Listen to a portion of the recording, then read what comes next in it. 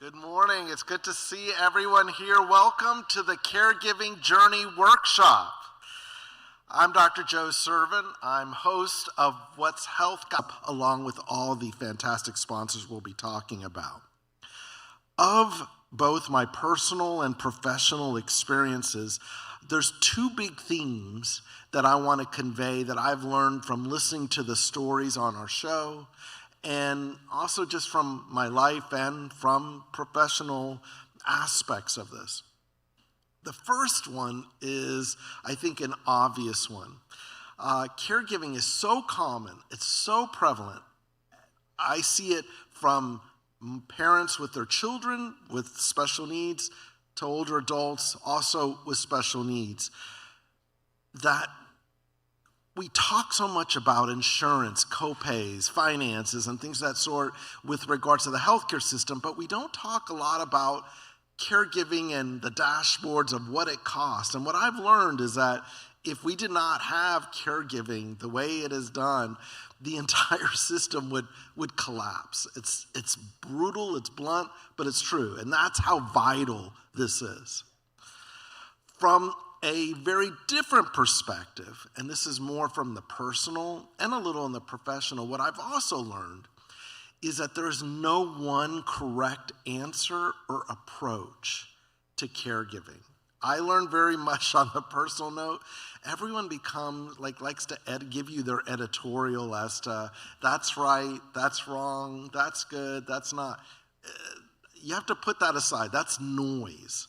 What matters is as long as the person is taken care of, they're loved, whoever it is you're caregiving, that's it.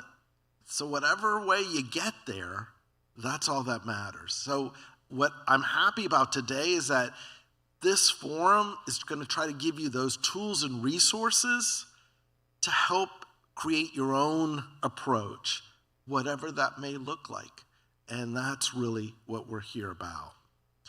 Now, this event is the last in a series. So we've had several lunch and learns and other episodes that have dealt with this issue of caregiving. And it's part of a national engagement campaign featuring a 2-hour documentary that was produced by executive producer Bradley Cooper, the actor that many of you have seen in different films before.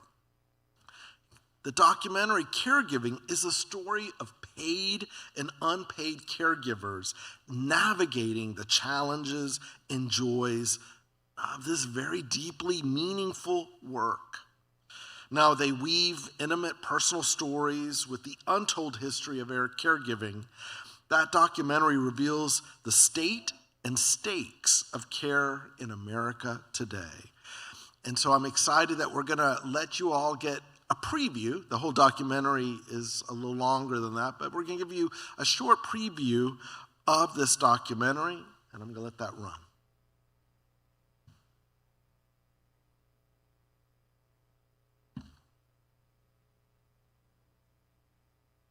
Those who have been caregivers, those who currently are caregivers, those who will be caregivers, and those who will need caregiving.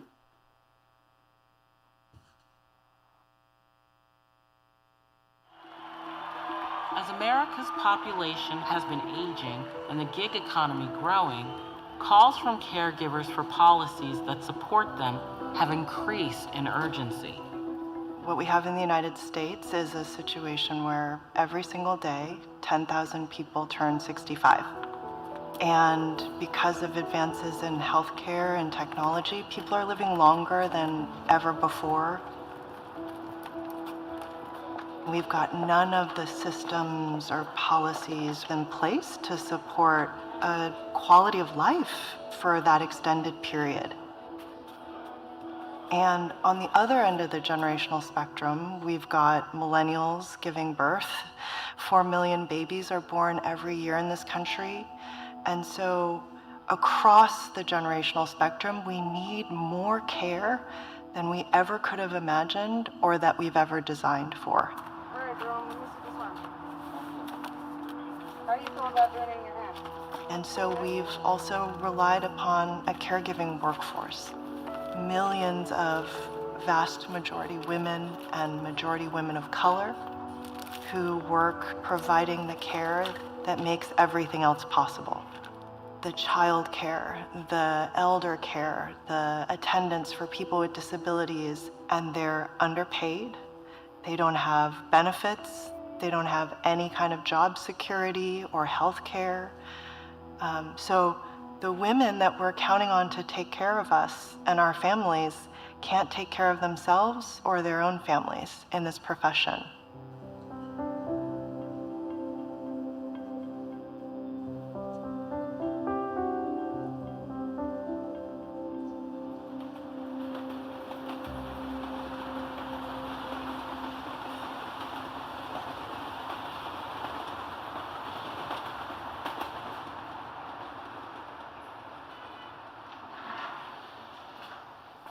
Good morning, Sherry. How you feeling this morning? You good? Let me get your stuff together. Well, I always say not everyone could do this job. It seems easy. Yeah, you take a test, 4-week training. But it's nothing like when you're in the home. It's never been easy. Let me pat dry your face. But with time, I found the love for what I do. And I've been doing it now for 23 years. Okay, let me get your fingers. Let's start with your fingers like we do.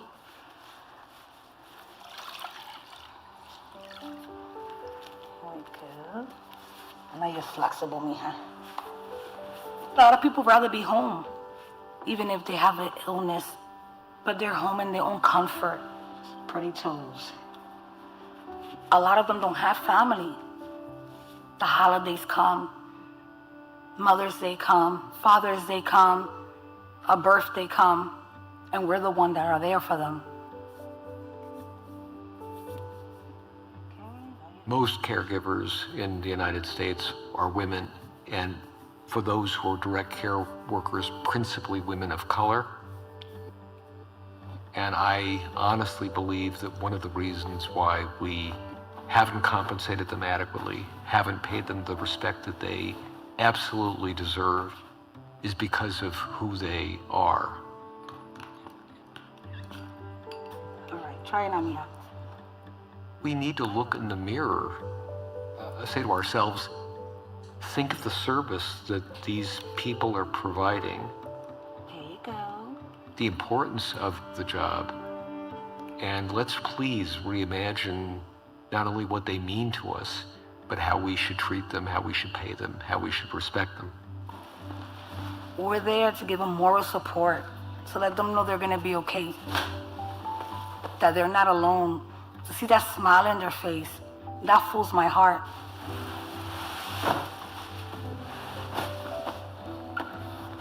It could be me, it could be my mom, it could be anyone.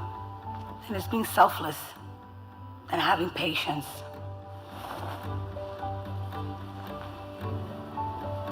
We sacrifice a lot. When I go home, I have a whole family that I gotta tend to.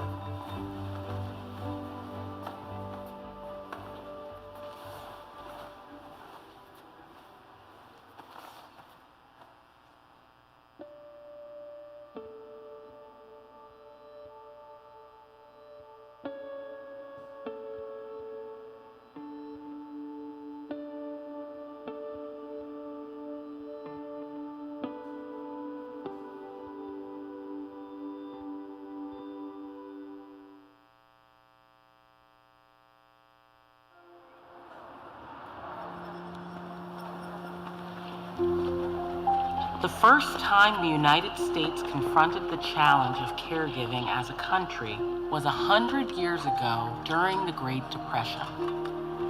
Millions of families lost their livelihood and all their savings. The total economy went to pieces, just shook to pieces under us. Everybody felt it. In less than a year, it was a terror. It was a time of the most terrible suffering. This wasn't just a few people, these were thousands of people. And there was no government relief, so this meant that they had just this $2.50 a week that the Red Cross provided them. The men with professions that were only too glad to clean a yard to make $1. Men that went to college because there was no welfare. There was no welfare. It's fundamentally a crisis of people being unable to care for themselves and to care for their children. We have to understand economic crises in this country, whether it is in the Great Depression, whether it is during COVID, as fundamentally crises of care. So economic crisis is also care crisis, and a care crisis is also an economic crisis. When the Depression hit, the president, Herbert Hoover, declined to provide large-scale federal support to the American people. He believed it would discourage them from work.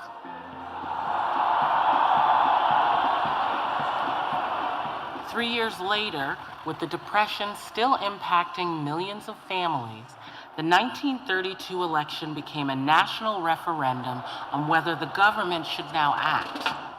Hoover held his line.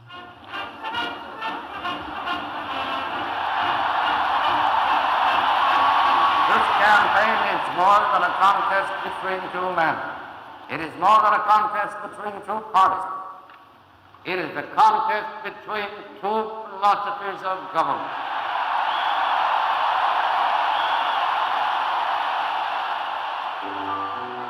In contrast, his opponent, Franklin Roosevelt, promised bold government action.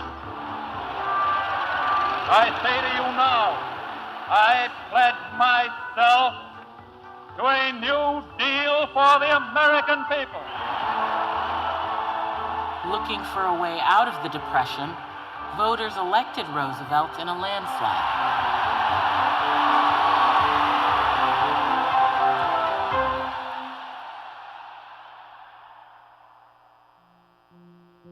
From an office in his New York townhouse, Roosevelt chose the members of his cabinet.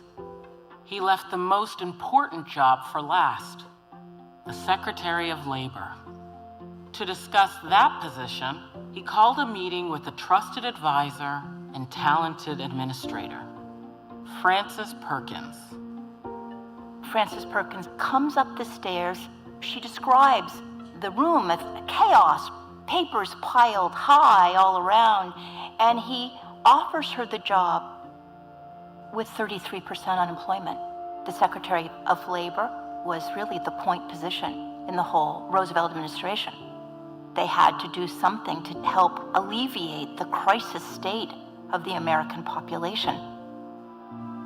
Perkins paused before responding to the job offer. For all Roosevelt's campaign talk of a New Deal, he had not worked out the details. But Perkins had. Looking far beyond the Great Depression, she told Roosevelt she wanted to build America's first federal safety net for families and workers. Among the things I wanted to do was to find a way of getting unemployment insurance, old age insurance, and health insurance. We didn't have much time. She had around 10 items on her list: unemployment insurance, old age pensions, help for children, 40-hour work week, a minimum wage. The last of the items was national health insurance. None of these things had really been discussed in his campaign, but Perkins had been making her own plan. And I remember he looked somewhat startled and he said, well, you think it can be done? And I said, I don't know, but I don't want you to put any blocks in my way. And this is the way it all began. Perkins' journey to architect of America's social safety net was an unlikely one for a woman in the early 20th century. Originally a social worker before the Great Depression, Perkins had seen firsthand how the same problems played out in household after household when someone was unable to earn a paycheck.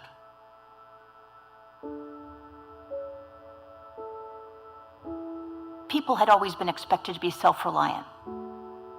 That was something built into the ethos of the United States.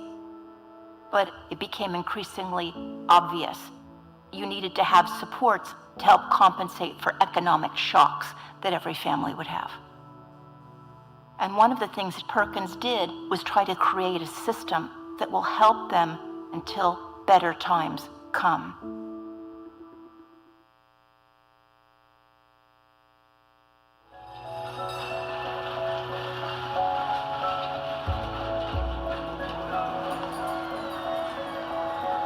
In the 1960s, America's booming post-war economy made it the most powerful country in the world. Addressing the U.S. Chamber of Commerce in Washington, President Johnson optimistically predicts that business profits will be up several billions to $30 billion this year.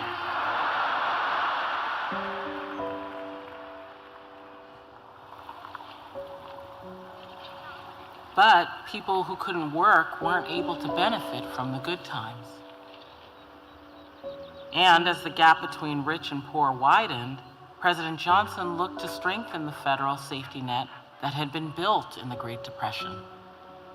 This administration today, here and now, declares unconditional war on poverty in America. But we shall not rest until that war is won. The richest nation on earth can afford to win it. We cannot afford to lose it.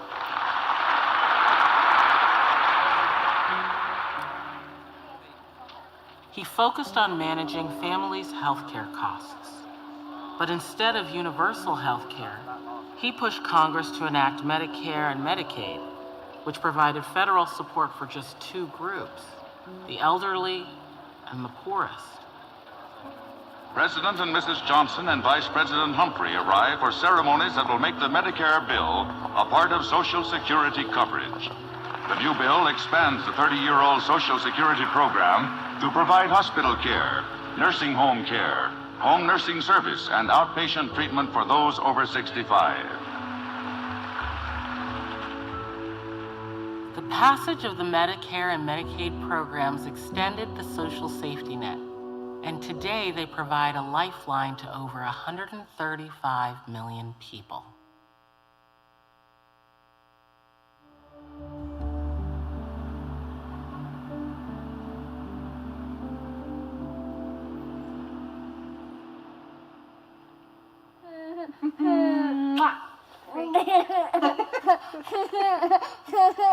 That was a lot of emotion.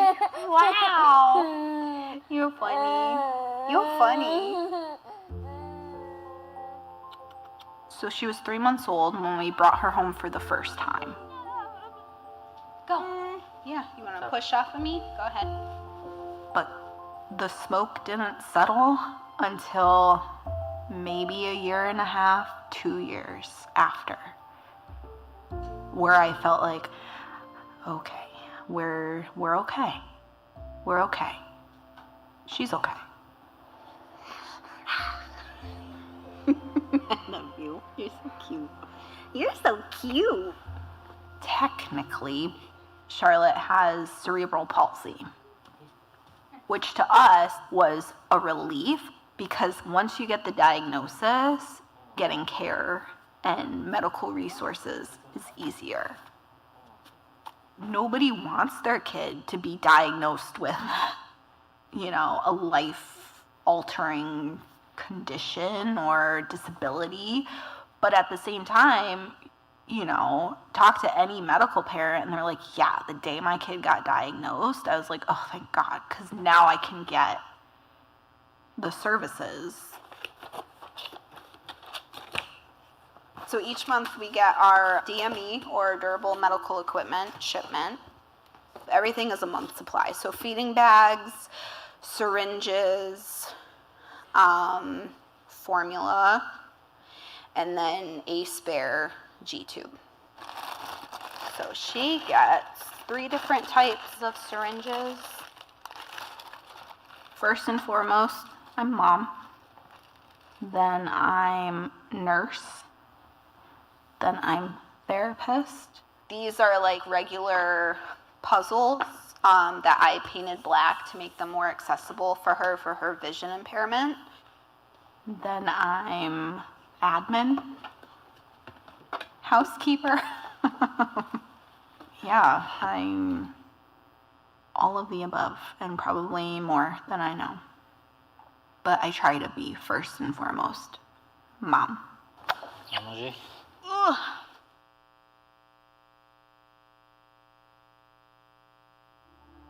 When President Biden took office in 2021, he pushed for more than emergency COVID relief. He sent Congress an ambitious economic package to pull America out of the pandemic recession by investing in infrastructure. He included billions of dollars of funding for caregivers. It was called Build Back Better. My Build Back Better plan is going to help caregivers who take care of our loved ones. We have to ease the financial burdens of care that families are carrying. And the professional caregivers out there, home health workers, child care workers, who are often women of color, and immigrants, are too often underpaid, underseen, and undervalued. It was the most significant investment in caregiving since the New Deal and included proposals such as paid family leave that had never been enacted before. The 1930s was actually a very similar time to the one that we're in right now. They were emerging from this time of crisis and the Great Depression. So urgent action and public investment in the economy and infrastructure was needed, and that was the vision of the New Deal. And now, it's a New Deal moment where we're emerging from crisis and we have a once-in-a-generation opportunity to reset our economy. President Biden's plan reflected his belief that caregiving was as fundamental to a growing American economy as physical infrastructure. He gambled that he could pass it, even if it didn't attract bipartisan support. In November 2021, Build Back Better went to a vote in the House of Representatives. On this vote, the yeas are 220, the nays are 213. The Build Back Better bill is passed.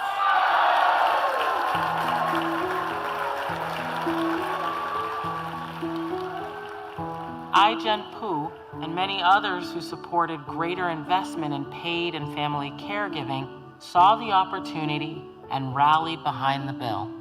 It was the proof that vision, determination, everyday people eventually can make history. It felt historic. It felt like this generational calling that we all rose to, and it was happening. Build Back Better now went to the Senate. Whatever they do has to have the support of 50 U.S. senators who are Democrats, plus the vice president. Democrats will need all 50 senators on board, meaning hard-fought measures like paid family leave could be on the chopping block. It's going to take a while to get through the Senate. I think it'll probably be after Thanksgiving. Would you sign it if it doesn't contain paid family leave? I will sign it, period. It's time to make some noise! And we kept organizing and building, and we even had a 24-hour vigil in front of Congress. The measure suffered a major blow over the weekend. Senator Joe Manchin yesterday called it budget gimmicks, shell games, and a recipe for economic crisis. Suddenly, we started to see it get cut and get cut and get cut. I cannot vote to continue with this piece of legislation. I just can't. The decision stunned the White House. We continued to push with meetings and phone calls and Zooms, and we pushed with rallies, we pushed on the ground, and unfortunately, we just came up just a little bit short. One vote short on what would have been literally life-changing for millions and millions of people. What started as the largest investment in caregiving since the New Deal emerged from Congress as a Jobs and Infrastructure Act. In the backroom negotiations to get the law passed, all the caregiving components were dropped. We never gave up, until the 11th hour. And we finally got a call. The bill is going to go through and it's not going to include care. And it was devastating. It was devastating. Care shouldn't be a political issue. We should be looking at the life cycle of care that citizens need from birth through end of life. For America to survive, for our democracy to thrive, our citizens need to be cared for and healthy. And right now, they're neither of those. It's impacting people's abilities to survive and thrive as family members and to achieve the American dream.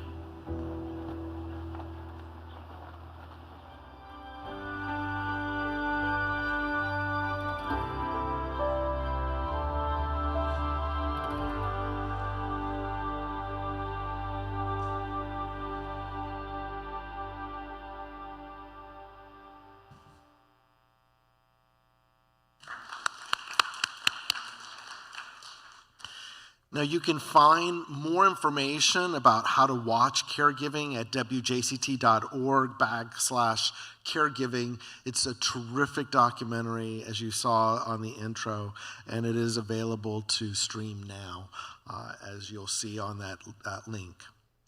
Now, before I introduce the speakers for our first session, please help me thank our sponsors who make this possible today. Clearly, we're at WJCT Public Media, ElderSource, Alivia, the Arthur Vining Davis Foundation, Brooks Rehabilitation, and Comfort Keepers. Let's give them a big round of applause for their commitment. Now, we can't be at an event unless we have some prizes or games that we're going to be involved with. So I do want to remind you that we are going to have 2 prize drawings at lunch and 2 prize drawings at the end of the day. And the only rule is you must be present to win.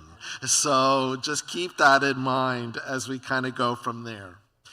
The last kind of housekeeping note I'm going to make before we make introduction, just remember the restrooms are outside as well. Our run of day today is that we have 4 sessions. We'll have a lunch break and a break even before that.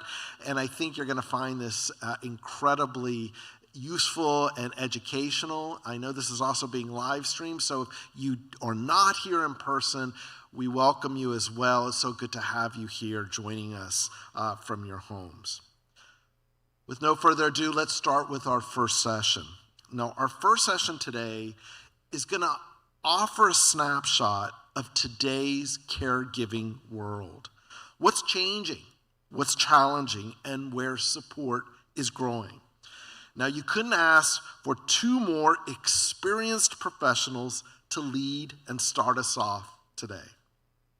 Both presenters are nationally recognized leaders in the caregiving field, and we're fortunate that they also call Northeast Florida home. Beyond their impressive credentials and accomplishments, they share something deeply personal with you. They, too, are caregivers. Their insights come not just from research and policies, but from lived experiences. Susan Ponder-Stansel, she began her career with Community Hospital, then known as Hospice of Northeast Florida, I misspoke, Community Hospice, as a volunteer clinical social worker in 1985, having just earned a master's degree in social work from Florida State University. She became the organization's first staff social worker in 1986, named chief executive of Hospice of Northeast Florida in 1988. She was an early advocate of palliative care, and her work led her to the organization to create Alivia Care Incorporated, a nonprofit company designed to develop and support innovative care solutions for those facing advancing illness or geriatric frailty. Community Hospice and Palliative Care is one of Alivia Care's companies, and Susan was appointed Alivia's first president and CEO in July 2020. She's also joined today, in our first session, by Linda Levin, Linda Levin is the CEO of ElderSource, the area agency on aging and disability resource center for Northeast Florida, a role she's held since 2004. She holds a bachelor's in psychology from the University of Florida and a master's in gerontology from Nova Southeastern University. Her career spans leadership roles in area agencies on aging across Florida and at the national level with a strong focus on serving diverse, multicultural communities. She serves as past president of the Florida Association of Area Agencies on Aging and is an officer on the board of the Southeastern Association of Area Agencies on Aging and a member of the USA Aging Board. I'll ask them to come up, and I'm going to turn it over to Susan to start us off.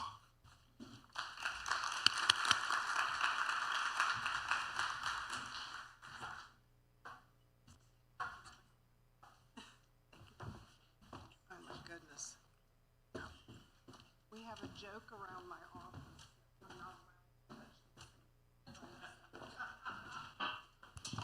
I'm serious. They don't let me run these presentations at my office, so all y'all please say some prayers for me. I say it's because I have an electromagnetic field that kind of messes them up. But we'll hope for the best. So maybe this arrow is for, yeah, yay, okay, yeah. Thank you. See, it's all the love and support in the room. Thank you so much. So as Dr. Joe said, what I was asked to do today is sort of give you a 50,000-foot view of caregiving. And again, as he said, I'm a caregiver. I think that most of us in the room wouldn't be here if we weren't currently a caregiver or expecting to be a caregiver. And caregivers having its moment in the sun right now. It's always been among us. I often say that there are probably 60 million single-family nursing homes in the United States. But all of a sudden, we're realizing that caregiving is a big issue. We talk about the baby boomers, and I don't use the term silver tsunami because I don't consider myself a disaster coming to a community. I think that's a pejorative term. But let me give you another demographic tidbit. The millennials are a larger generation than the baby boomers, and when the last of the baby boomers will probably leave this world, the oldest of the millennials will be turning 65. So caregiving is being called a life stage because every nation, other than some that are more in the developing world, is experiencing an aging population. And caregiving, which is not something that we planned our physical environment for, our medical systems for, even as the documentary mentioned our social safety net for, it's a thing. So this one really blew me away. Anyone turning 65 today has a 7 in 10 chance of needing caregiving for an extended period of time. And depending on which study you look at, the average caregiver will be providing care for about 6 years. It can be less, it can obviously be more, such as the mom we saw with the daughter with cerebral palsy. And we expect to turn to family. We're going to talk a little bit about that because families have changed. So who's your typical caregiver? Look to your left, look to your right, look here. We are everywhere. We're poor, we're wealthy, we're urban, we're rural, we are diverse, we live alone, we live with family, we live far away from those we provide care for. The only thing that really unites us as caregivers, and it is the most powerful thing, is that we all are on a journey. It's one that we maybe didn't sign up for, it's one that we can't predict, it's one that will have some twists and turns in it, but we all are willing to step forward and be a caregiver to someone who is either our family by blood or family we sort of made for ourselves. One thing I always like to tell people is you've seen one caregiving journey, you've seen one caregiving journey.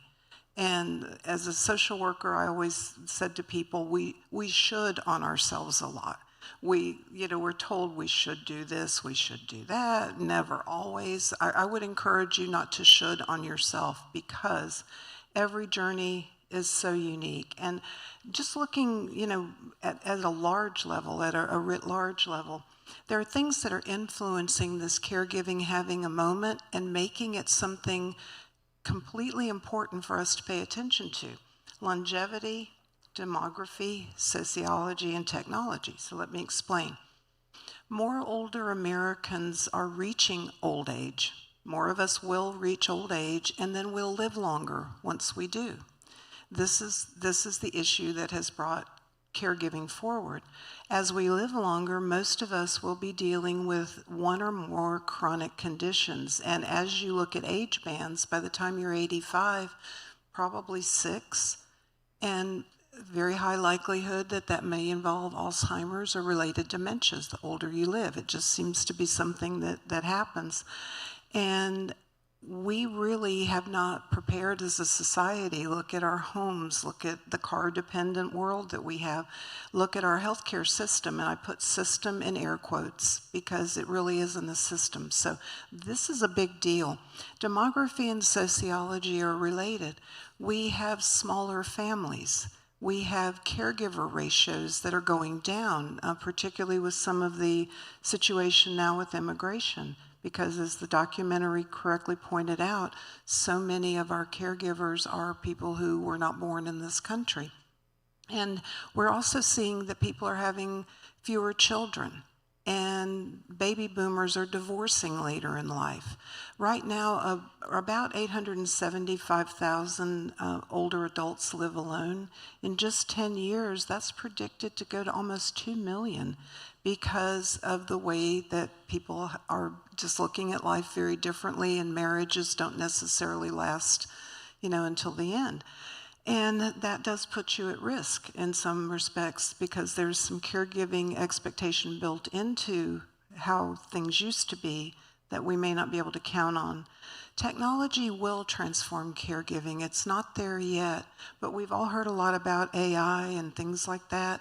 There will be very smart companies that will get in and maybe figure out robots to help us with the caregiver gap, sincerely, because now the caregiving ratio is predicted to be fewer than 3 people to every one caregiver, one care recipient. Right now it is 1 to 8. So somewhere, somehow, something's got to change. This is the traditional way the caregiver journey is sort of looked at, and I'm always hesitant to share these paradigms because it makes people feel like if they're not doing it this way that something is wrong. But it's helpful perhaps to just look at it as how health problems emerge. Now, one of the things that we know is sometimes it's overnight, a stroke, major heart attack, car accident that leaves someone disabled. But sometimes it's very gradual, and you realize mom and dad maybe need more help than we realize. The stress and the learning curve. I will tell you all that fortunate enough to be from St. Augustine, all my family's there. I have one sister, we get along. When my mom needed to, when we needed to make a different decision for my mom after my dad died in 2016, I can tell you all the initials I have after my name, all the clinical credentials I have, the connections I have, the fact that I've been in healthcare social work for 45 years, they didn't help me a bit. It was stressful, it was overwhelming, and there was a learning curve, not just the learning of, the technical things like a draw sheet or, how large, incontinence briefs went to and where you could get them, but learning the person and where they were and what worked with them, what made them refuse to take their medicine and what made it better for them to take their medicine. And I see heads nodding. So it's a journey on multiple levels. And of course, figuring out, most of us aren't sitting around doing nothing. So when you have to then all of a sudden displace your hours, and by the way, 7 in 10 of us are employed outside the home who are caregivers. So what do you do with work? Do you retire early? Do you cut your hours back? And even if you were already retired, you had a full life, how do you displace those hours and time? Financial needs, a lot of times you want to bring in extra help. You want to have private duty, you realize that's $40 an hour, you look at the number of hours, and all of a sudden we thought we had enough money, maybe we don't. And then we talk about recovery and death, but I just want to bookmark that and say that, death is not necessarily the end of the caregiving journey, because what we're seeing is a lot more older adults with adult children who have profound disabilities or developmental delays who are living with them, and they will die before the person for whom they are providing care. And that is a situation that we're really not prepared for. So I'm just going to run through this briefly. As you're looking at your caregiving journey, these are some of the things that really impact it. The relationship you had with the person you're providing care for. Was it prickly? Was it estranged? Was it close? And whatever it was, it may change multiple times during the caregiving journey. In my family, my mom's first name is Rose. Her nickname during her earlier years was Rosilla, because she was fire-breathing and you never knew what you were going to get, and sometimes you'd come out of the house singed. Rosilla has turned into the most pleasant, docile, get-along person, and anyone who knew her 20 years ago would go, who is this person? And we didn't expect to get that, my sister and I. So you just never know who you're going to actually be providing care for. But if there was abuse, neglect, estrangement, those are all factors that will be an additional thing to work through. The presence or absence of a caregiving team. Usually there's someone in the family who is the designated person to take care. And it may typically be a woman, not always, but it can be. And not all family members step up to help. Not all people who think they are helpful in that circle are really helpful.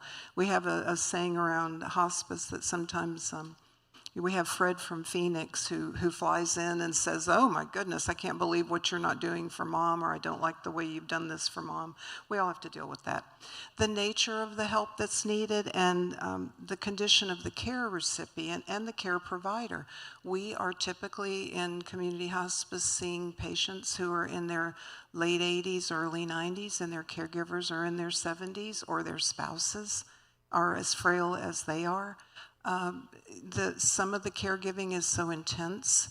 It's not just activities of daily living. It may involve actually having to learn medical technology, or be a nurse practicing even though you don't have the credentials.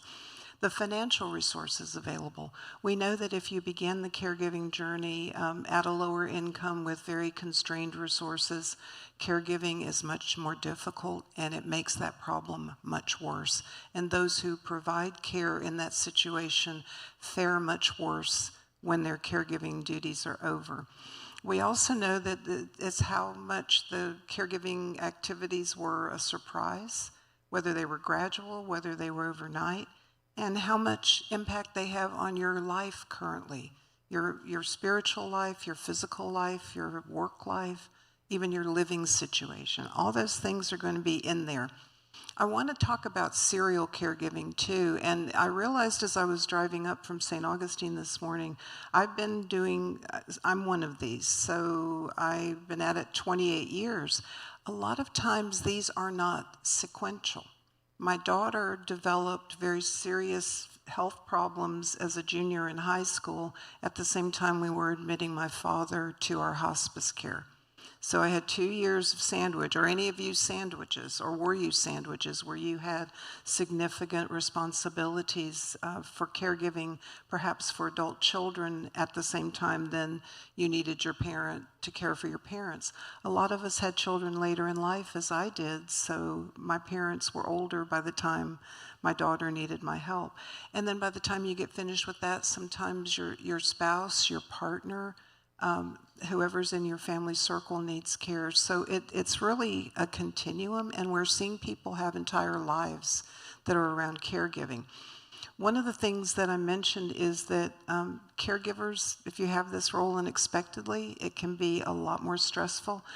The relationship with your loved one can change. Many times we think our loved one should be grateful for our care. Sometimes they're embarrassed. Sometimes they are angry that they're in a position to need it. Sometimes they're just in such pain or discomfort that they're not very easy to love or like or take care of, but we do it anyway. And we're not prepared for our emotions. A lot of time, thank goodness my sister and I are close in age and we get along. Some days we don't like my mom too much, but we always love her. And so many of us feel guilty for saying that out loud, but that is the truth of the matter. So this is what it looks like. 40% found out overnight that they needed to be a caregiver, and then the rest of us did the frog boil, that very slow realization that, uh-oh. Now, these are the top goals. This is a survey from ARP about what we as caregivers want to do for our loved ones. But I'd like to focus on that last bullet because many times we're made to feel guilty if our loved one has to go into an institutional care setting or some sort of group setting. My mom is in a nursing home now because her physical needs were just too difficult to manage at home.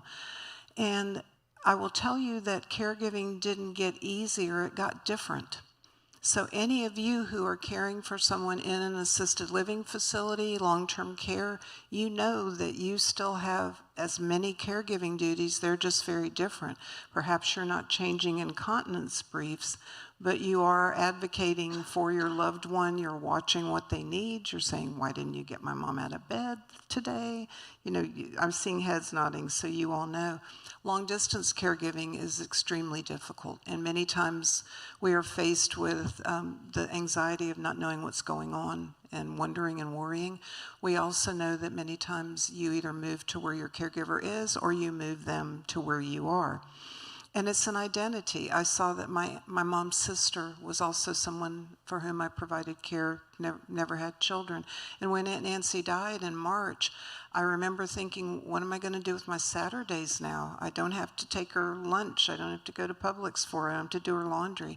And I realized that was an identity that I had. And many of us think we'll feel relief. Sometimes we feel grief, and we're like, what am I if I'm not my husband's caregiver or my mom's caregiver? And the physical challenges are there, but navigating the system is one of the hardest, I hear, because it is not a system. So that's part of what we're doing today is maybe giving you some resources, ideas, things like that. But with all that I've said, I would be remiss if I didn't talk about the positives of caregiving. 91% of those who have been caregivers say that it was a fulfilling experience and that they are grateful that they had it. And these are the things that can happen as part of being a caregiver, and I've seen them all in my life. Gratitude, the gratitude that you were able to give back to someone who loved and cared for you. Forgiveness for things, and I've seen that happen in my own family. Time to spend with a person in a different way and at a different pace than you did when both of you were functioning well. Empathy and resilience and love, which is what the caregiver feels loved. You feel great love for being able to be there for them. But one of the things that we know is that people are actually grateful, because the second one, we also are paying attention to what we don't want to do. You know, we want to keep moving. We want to make sure we don't need a Hoyer lift to get us out of bed, all that stuff. I thought the 77% was very honest. 91% are grateful, but 77% said they would do it again. So there's a lot of folks that I'm glad I did it, but, meaning and purpose. So one of the things that I know, and I'll end my talk with this, is that caregiving has made me really look at how resilient people can be.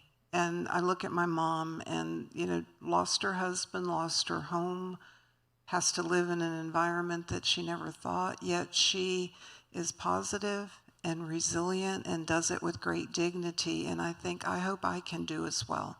And my sister and I figured out just how to do this and how to be there. And we all get those gifts of resilience and time together with our loved one that we would not have otherwise had. So Linda's going to talk a little bit about her caregiving journey and things like that, but I would encourage you, because when I was preparing this presentation, these are questions that caregivers are urged to ask. I had never asked or answered them for myself. So think about it, because we're going to be asking you to actually talk about this for yourself.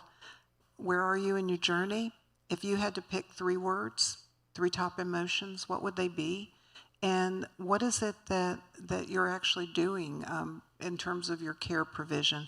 Because again, we're all just doing. We don't take time to step back. Taking that time to step back is what adds meaning and value to the experience. So I'm going to turn it over to my colleague Linda, who probably won't have as much trouble with the clicker as I did, to talk about her caregiving journey. Thank you, Susan, and you were a master with the clicker. You were amazing. Yeah, I didn't ruin it today. So, good morning.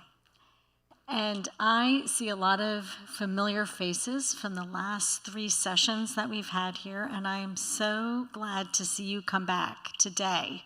And this is on a Saturday, and it's a full day, but such wonderful information. I'm glad you're here.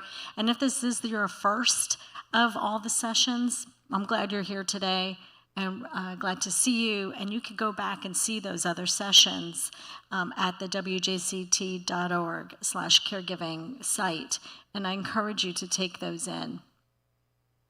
The documentary was powerful.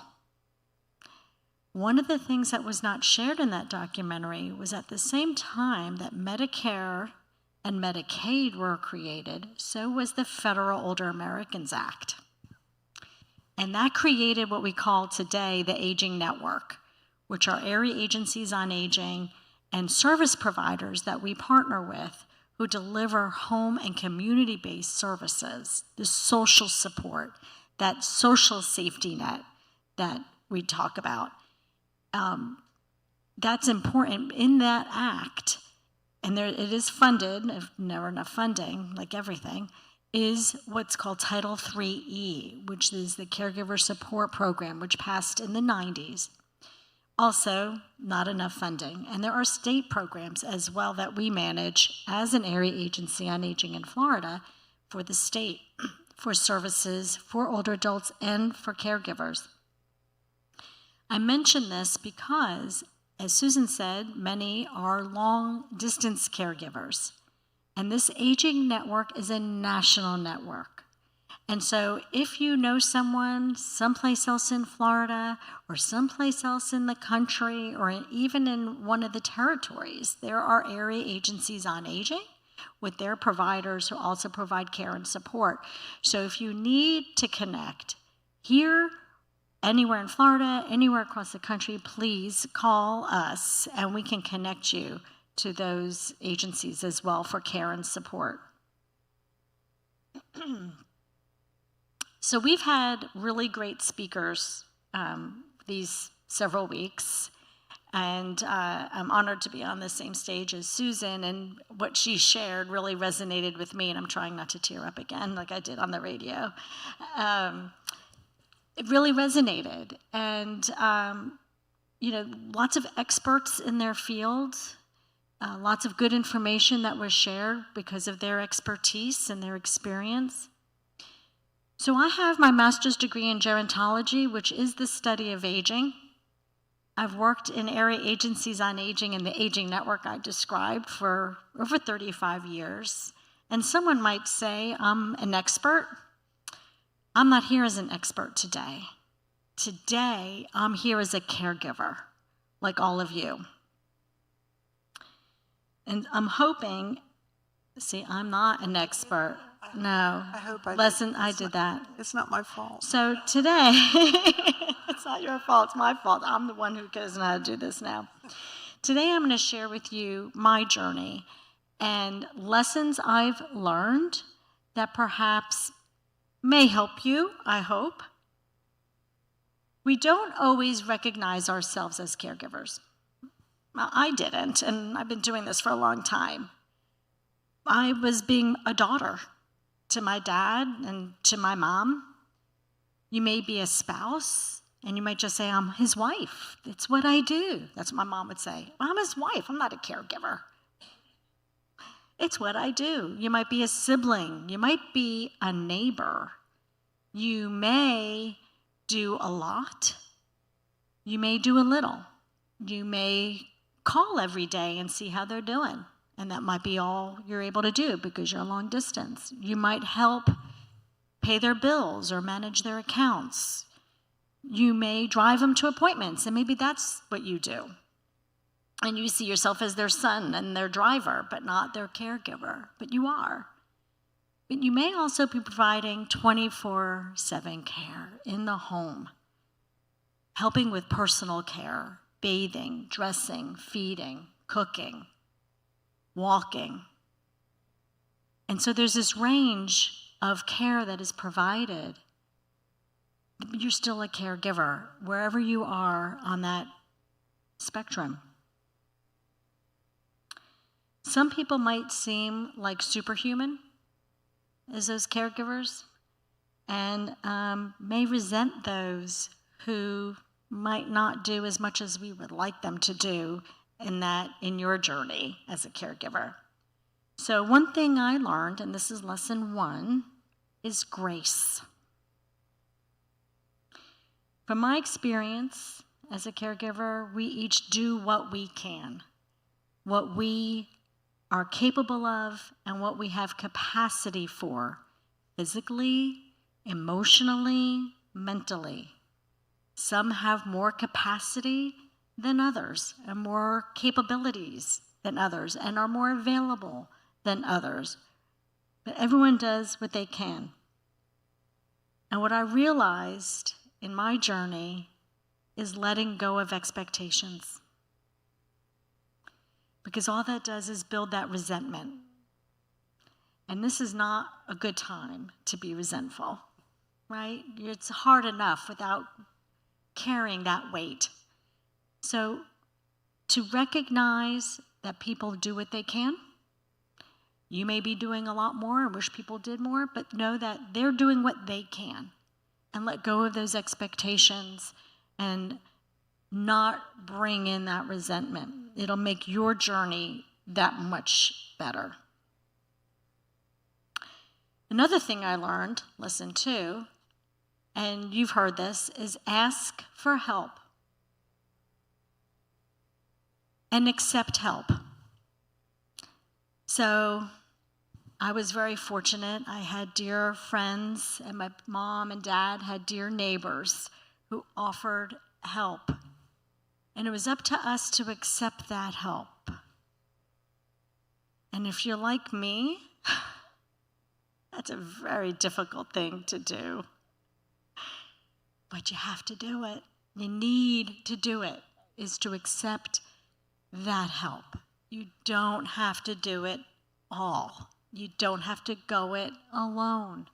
And it could be very simple. It was the neighbors bringing in the garbage cans, or mowing the lawn, or my friends making a dinner. And just the relief I felt when I allowed myself to accept help. Now, other folks, they may not ask, or they may not offer help, I should say. They may just be waiting to be asked. And we can resent that too if we choose. Like, why does she just help and someone else has to be asked to help? Well, some people just need to be asked. They don't know what to offer. They don't know how to offer. But if asked and called upon, they will show up. And so being okay, not just in accepting help, but in asking help. Ask for help. I can't take mom or dad to the doctor today. Can you do it? Or tomorrow. Usually we need to give a little bit more notice if possible. But asking, being okay with asking for help. And that is on us as caregivers. That is on us to be okay with accepting and asking. So lesson 2 is acceptance. I'm sorry, I want to make sure I cover everything, so I have my notes. I can't do 2 things at once, would you? Thank you. I'll hold your bouquet. See, you asked for help, and I offered. Actually, I didn't. I didn't even ask for help, but you offered and I accepted. So thank you. we talked during one of our sessions about finding joy in caregiving. And while we're in the middle of being a caregiver and doing the caregiving, sometimes we feel like it's so hard to find joy right now. Some of the stuff we have to do is really hard and not very pleasant, and I don't feel joyful. But all said and done, I would not have done anything different. That slide, the reward we get from caregiving, I did find joy. It was joyful. It was an honor and a privilege. And I was so thankful for my parents who allowed me in to do those things for them, which also was not very easy for them. My dad was 92 on his way to turning 93. My mom is celebrating her 90th this coming week. Thank you. Very proud of them both. And but a lot of pride, a lot of dignity there, and not very easy for them to ask or accept help, but they did, and I was very appreciative.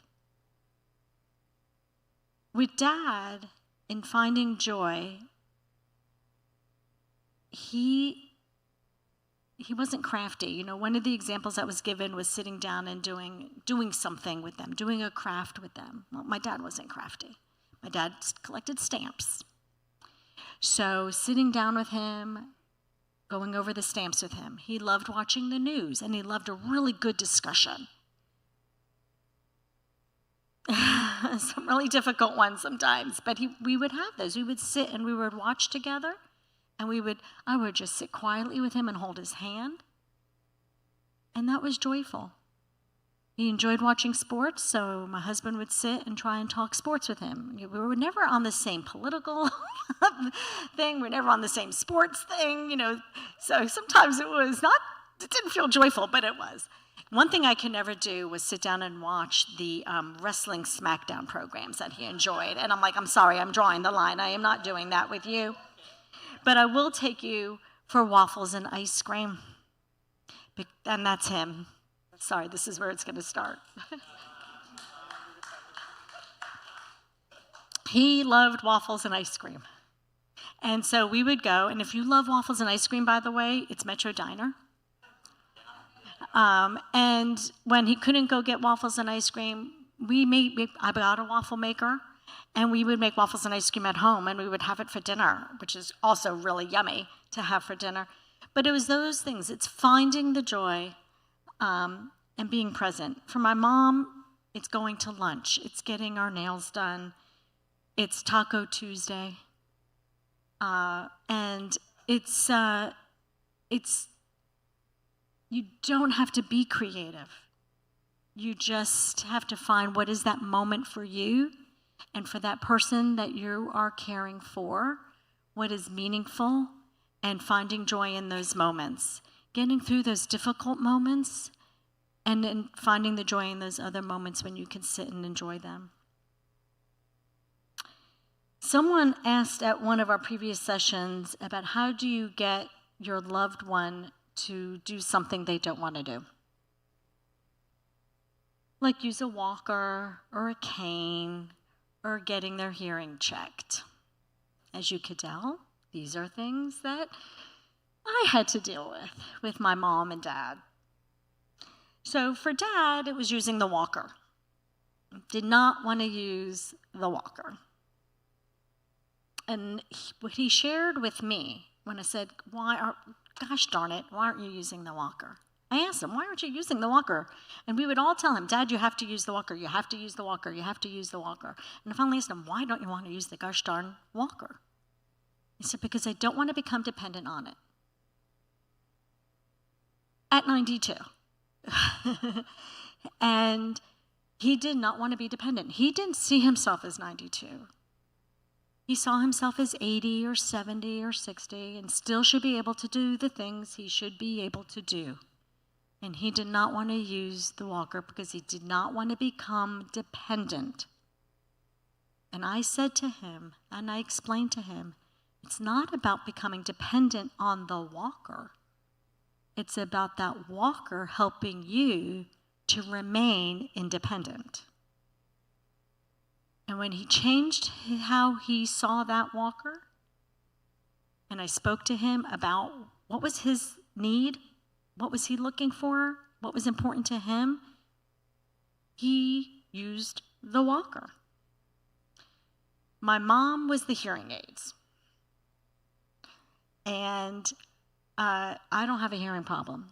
I hear the TV just fine. Of course, it was on volume 40. And she still had to use closed captioning if there was an accent or something like that that made it more difficult. Like, okay, you don't have a hearing problem. And again, telling her you have to go, you have a hearing, that didn't work. What it took was my husband who said, Mimi, I got to go get my hearing checked because I think I'm having a hearing problem. I want you to come with me. We'll do it together. And she did. And he doesn't have a hearing problem. But she saw hers, on the chart. And she wears her hearing aids now. And she's like, wow, I can hear you. Oh my gosh. And her television doesn't have to be on volume 40 anymore, and we can actually sit and enjoy it. And a little tip for those of you who might be struggling with folks who are having some hearing loss.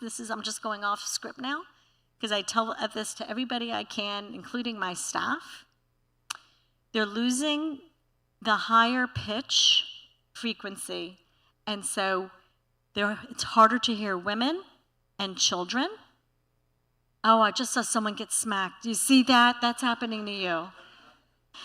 And certain letters and even accents make it difficult. So if you're a woman or a child, or have a child, or know a child, deepen your voice. They don't have the same problems hearing men's voices because they're very deep. So you have to deepen your voice. And I tell my staff, and they're like, but oh my gosh, I said, no, I'm sorry, practice it, deepen the voice. I tell my kids, deepen your voice, because I have young girls, and they're on the phone with Grammy, and Grammy can't understand. It's like, deepen your voice. The minute they deepen the voice, my mom can hear. And that's without hearing aids. So that's just a tip. So one thing I learned, my lesson from all of that, is authenticity. Is authenticity. Be straight with them. Only 5 minutes. Be straight with them. You have to be straight. You have to be honest. You just tell them what's going on, like I did with my dad. Meet them where they are. Meet them where they are. Find out what's important to them. Not what's important to you for them, but what's important to them. And make what you're doing relate. So I'm going to read this poem to you. And it's by Shel Silverstein, and it's called The Little Boy and the Old Man. And I do this in all my staff trainings and my board trainings and my advisory council trainings. So the little boy, sometimes I drop my spoon. Said the little old man, I do too. The little boy whispered, I wet my pants. I do that too, laughed the old man. Said that little boy, I often cry. The old man nodded, so do I. But worst of all, said the boy, it seems grown-ups don't pay attention to me. And he felt the warmth of a wrinkled old hand. I know what you mean, said the little old man.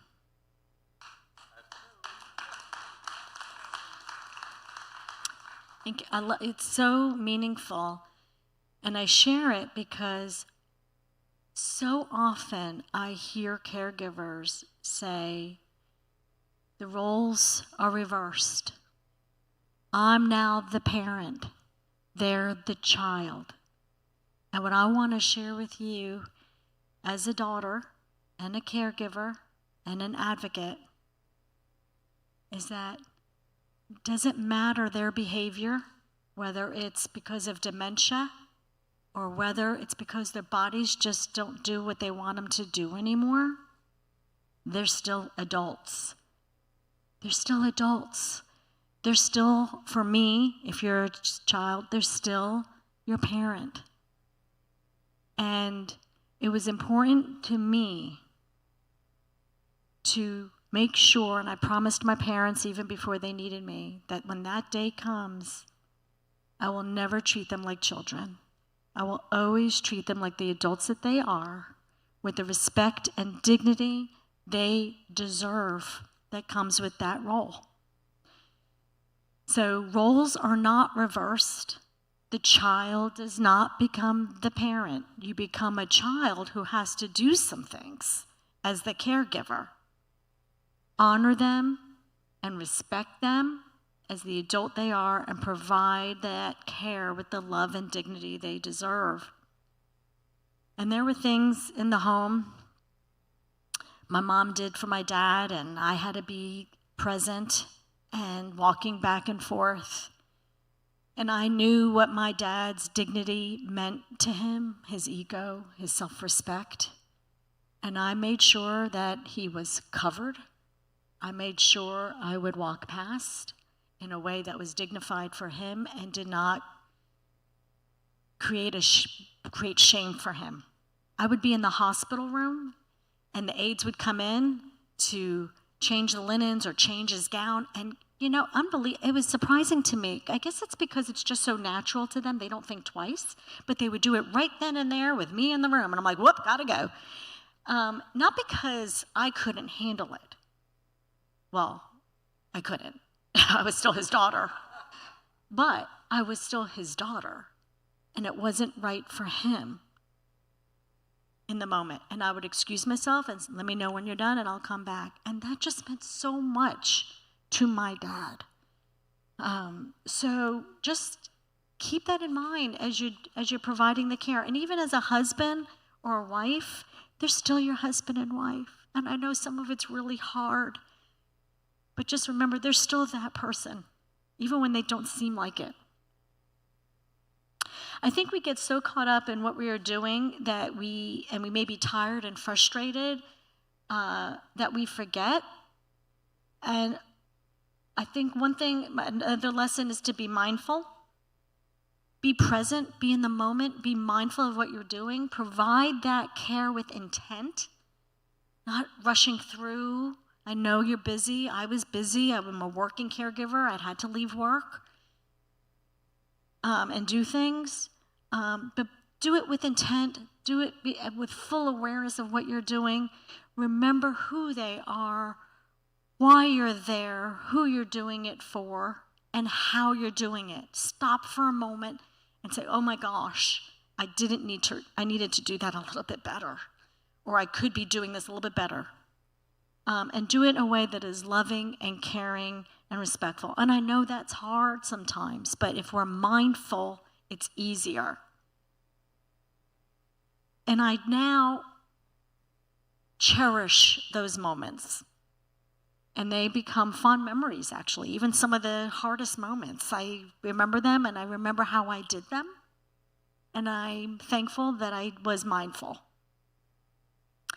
So today was not just about sharing my story, but through my story to share with you some lessons, and I hope that they were helpful.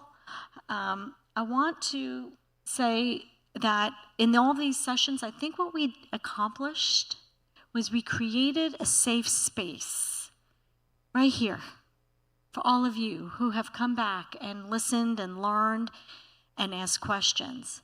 And so experts, caregivers, experts, caregivers.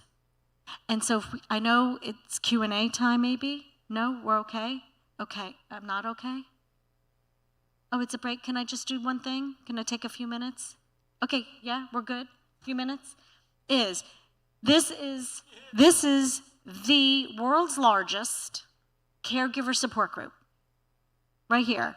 And so at every other session, we had time for Q&A, and you would ask the experts up on the seats. But what I want us to do today is to share with each other, including us. You can ask us questions, but ask a question. And maybe there's someone in the room who has an answer. Or maybe you have a tidbit you could share that may be someone else's aha moment.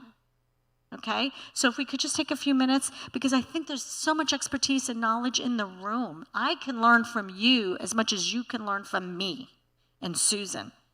Okay? And I'm going to start with one example. So I had a dear friend who used to work for the Alzheimer's Association, and her dad had Alzheimer's disease. And she walked into the home, and her dad thought that she was some other woman. Actually, her dad had passed. The mother thought she was another woman coming to visit the dad, like some other woman. And was having a fit with her. What are you doing here? And you leave my husband alone. And was really, really angry. Like, who are you? You're this other woman. She was the daughter. And so she left the room, came in through another way into the room, and the mother recognized her as her daughter. Okay? So that's what I'm talking about. That was a tidbit she shared with me, and I now pass that knowledge on to other caregivers. So I'm going to ask, real briefly, is there a question that someone says, does someone have an idea of how I can handle this? Or does someone have a tidbit they could share on, I did this thing? We don't have mics here. I have mics. Anybody, anything, any question at all? You can ask us or ask each other. This is a safe space. Oh, we have somebody. Yay. Just real quickly, the other day my mom, she has Lewy body dementia. She didn't remember me as her daughter, so I began to do little things like name all your children. This is your birthday. This is my dad's birthday. So, and then it took about 30 minutes. She said, I'm so sorry, I just forgot about it, but you reminded me. So sometimes just those facts that they can remember. Anybody else? A question or a aha? Safe space. Well, I'm being pulled off, but so I don't yell. Thank you for today. Thank you for coming. And please share with each other, share with other caregivers. Susan and Linda, that was absolutely a fantastic start and just incredible. So thank you so much for all that information that you shared with us. You guys really started us off well. We are going to take a short break. We are going to get back, it looks like back by 11:15, so about 10 minutes or so. Stretch your legs, visit the exhibitors in the gallery, and we will be right back at 11:15. Thank you. But they can put on the clothes themselves. Perhaps live-in services, 24-hour services, respite care for the caregiver so that they can go out and have a day of their own. Personal care services now, I want you to think about hands-on assistance. So bathing, grooming, hygiene, they need assistance with showering, bathing.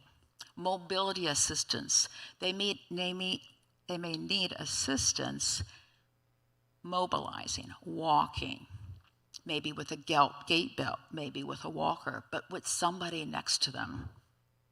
Transferring, getting out of the bed and getting into a chair, positioning, toileting and incontinence, feeding or on a special diet, medication reminders, Alzheimer's and dementia care. Services and companies that provide personal care services generally have a higher degree of trained and supervised caregivers. They may provide also some RN, limited services, assessment, medical, and management are a few of those services. So who are these providers? Who provides this type of service?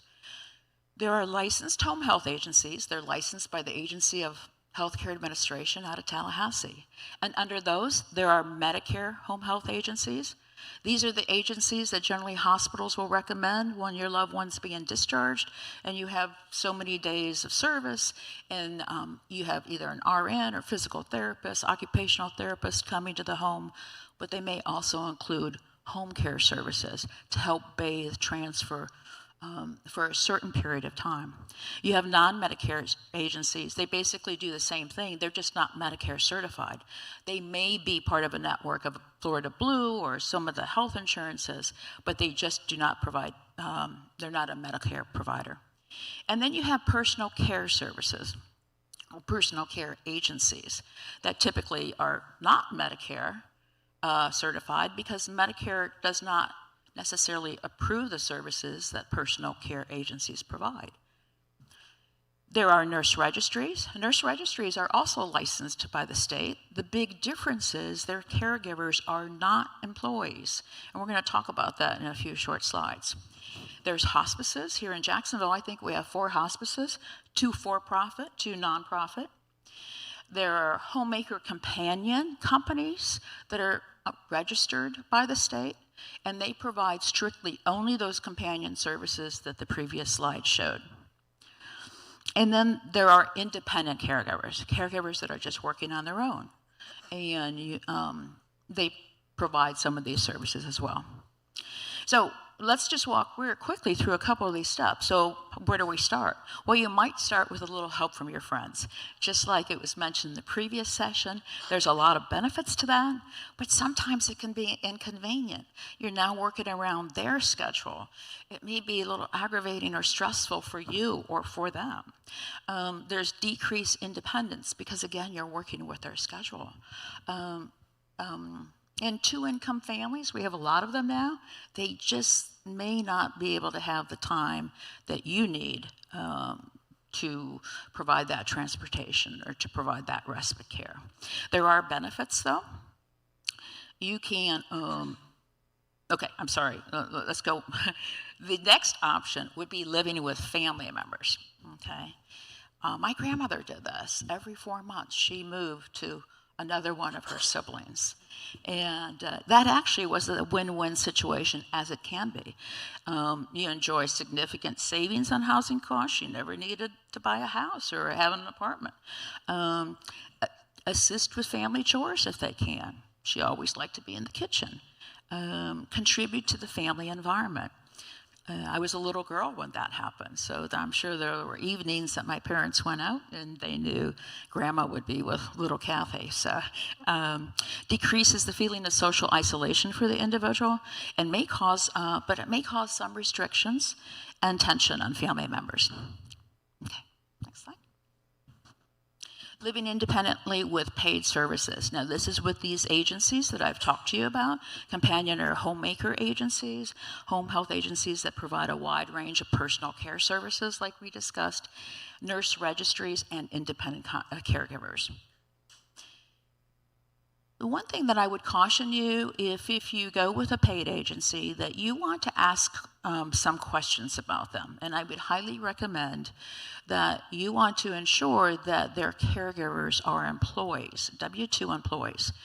We do have a table out in the booth, and I got a great brochure that says 20 questions to ask when selecting the right agency. They're very objective questions, and you could just go down and ask. And I'm suggesting this if you want the best peace of mind. And we're going to just talk about that in the next slide. So what happens when a caregiver is an independent caregiver, a private caregiver, or a caregiver that is not a W-2 employee with a company? Typically, there's no background screens. There's no workers' compensation if they get hurt in your home. There's no bonding. There's no liability insurance unless they buy insurance on themselves. There's certainly no supervision. Most importantly, there's no backup. What happens? We get calls all the time, and suddenly they want 24-hour care, or suddenly they need night services. And we ask, well, what's different from today than yesterday? And the answer is, my private caregiver left. She quit. She had an emergency. She had a family death. Those things happen all the time, even with agencies. But with agencies, they have backup. One other thing that you might be responsible for that you may not know is when you hire somebody privately, you may be subject to paying federal taxes and food taxes on them. So the client protections that you get when caregivers are employees is there is a general liability insurance on them. There is professional liability insurance. There's workers' compensation, unemployment insurance, a fidelity bond, and supervision. This is the big difference. You have that with agencies that have employees as their caregivers. There's background screening. There may be drug and alcohol testing. Work and professional references are done. Auto and driving history records, supervision. And again, probably most importantly, a backup plan. This business is people taking care of people. And everybody has those emergencies and might have to be out of work for a period of time. There's independent living centers. That's another option. These are great places. They're apartments-like settings. You can bring your own furniture. But there's no medical staff around the clock unless you hire them to come in. There's group social activities. Services may include cleaning and meals. Transportation may be included. And often home care services are still hired in addition to this. I'm not going to go into detail with this because I know we have a whole session dedicated to how do you pay for these services. But I will tell you with my business and my company and companies like us, most of our services right now are for veterans and private pay and long-term care insurance. But we do have experts talking on the others shortly, so I'll let that be with them. So in summary, we are living longer. Medical expenses are continuing to climb, and I want to encourage you to continue to always educate yourself, and again, it's great that you've been participating in these sessions. Proper planning with professionals is a must, and stay healthy to help minimize your own need for these services. And just always remember, I'm going to stress something that was in the previous session, is caring for someone you love is one of the most important roles you will ever have. But remember, you do not have to do it alone. Now I'm going to have Jamie Glavich move on and talk about independent settings and daycare settings that she has.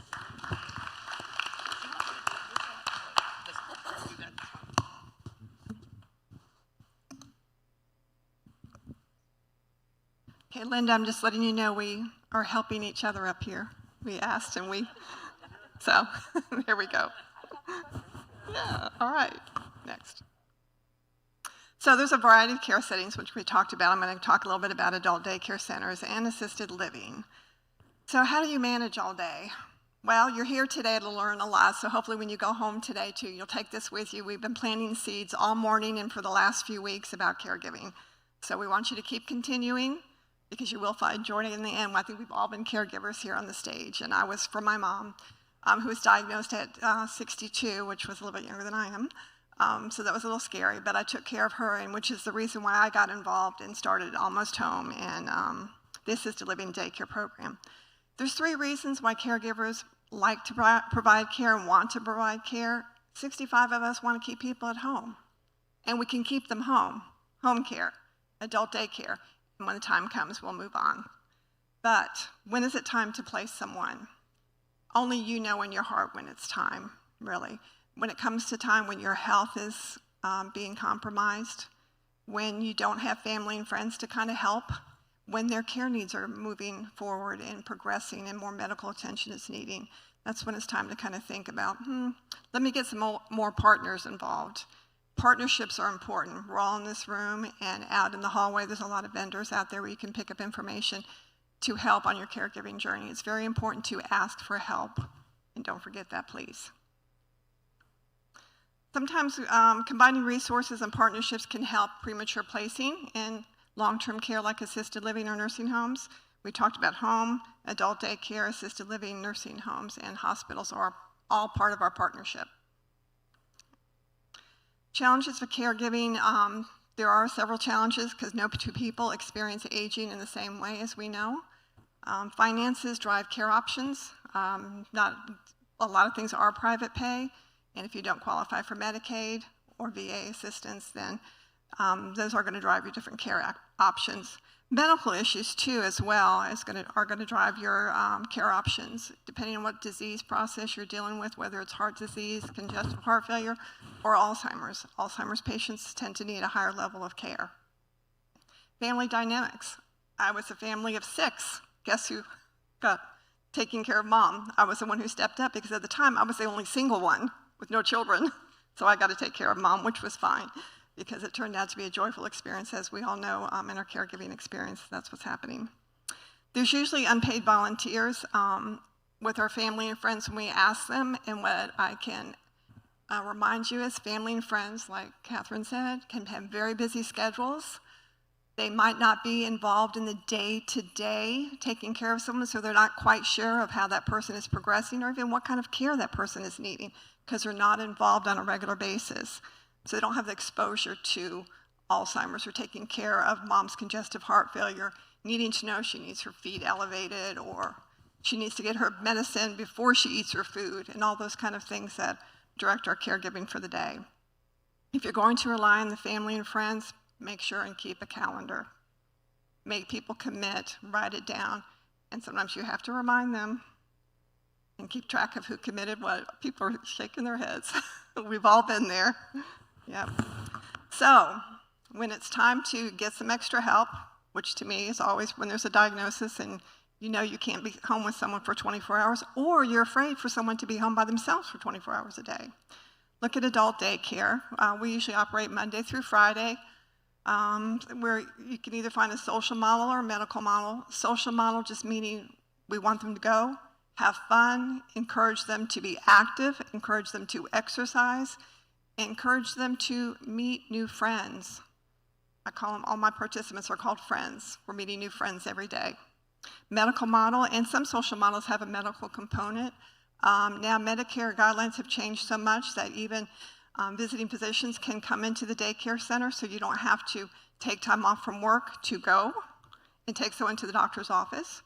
We have home health agencies that can come in and either be a companion for a few hours at that time, or come in and do physical therapy, or come in and do occupational therapy. And so that's an extra help too for the family, so you're not staying at home. Our caregivers that are working aren't staying at home waiting for those other agencies to come in and help. Again, I can't talk enough about socialization and exercise. We know as we're growing older, the more we sit, the more we atrophy, the more we can't get up and move after we've been sitting for 15 or 20 minutes. So I encourage the exercise, and we're all about that in our adult daycare centers. So there's a variety of therapies too that we offer. Music. The last presentation we had somebody playing drums, and it was so much fun. Music is a great part of life. It brings the joy out of you, brings spirit. When you're doing sing-alongs, people are breathing better because they're exercising their lungs. So we do a lot of music and art therapy too. I think somebody talked a little bit about doing some, Linda did, about doing some creative things and doing some arts and crafts. Men do arts and crafts too. They do different kinds of arts and crafts than women do, but they do them and have fun. So we know abilities and disabilities change from day to day, and having that partnership in the daycare program, you have that professional that's used to seeing those changes, and they can kind of help you. Again, partnership, help you realize, hey, mom's changing a little bit. Have you noticed? Or mom's not herself today. Did you notice she didn't sleep last night, or what's going on? And they can give you those helpful tips too on what might need to be taken care of. We also provide meals and snacks. Usually breakfast, lunch, and 2 snacks in between are provided, so they get fed well. And supervision by professionals and trained staff. So our staff are getting breaks. They're there probably 8 hours a day taking care of your loved one, not 24 hours a day. So you have a fresh spirit there to do the care.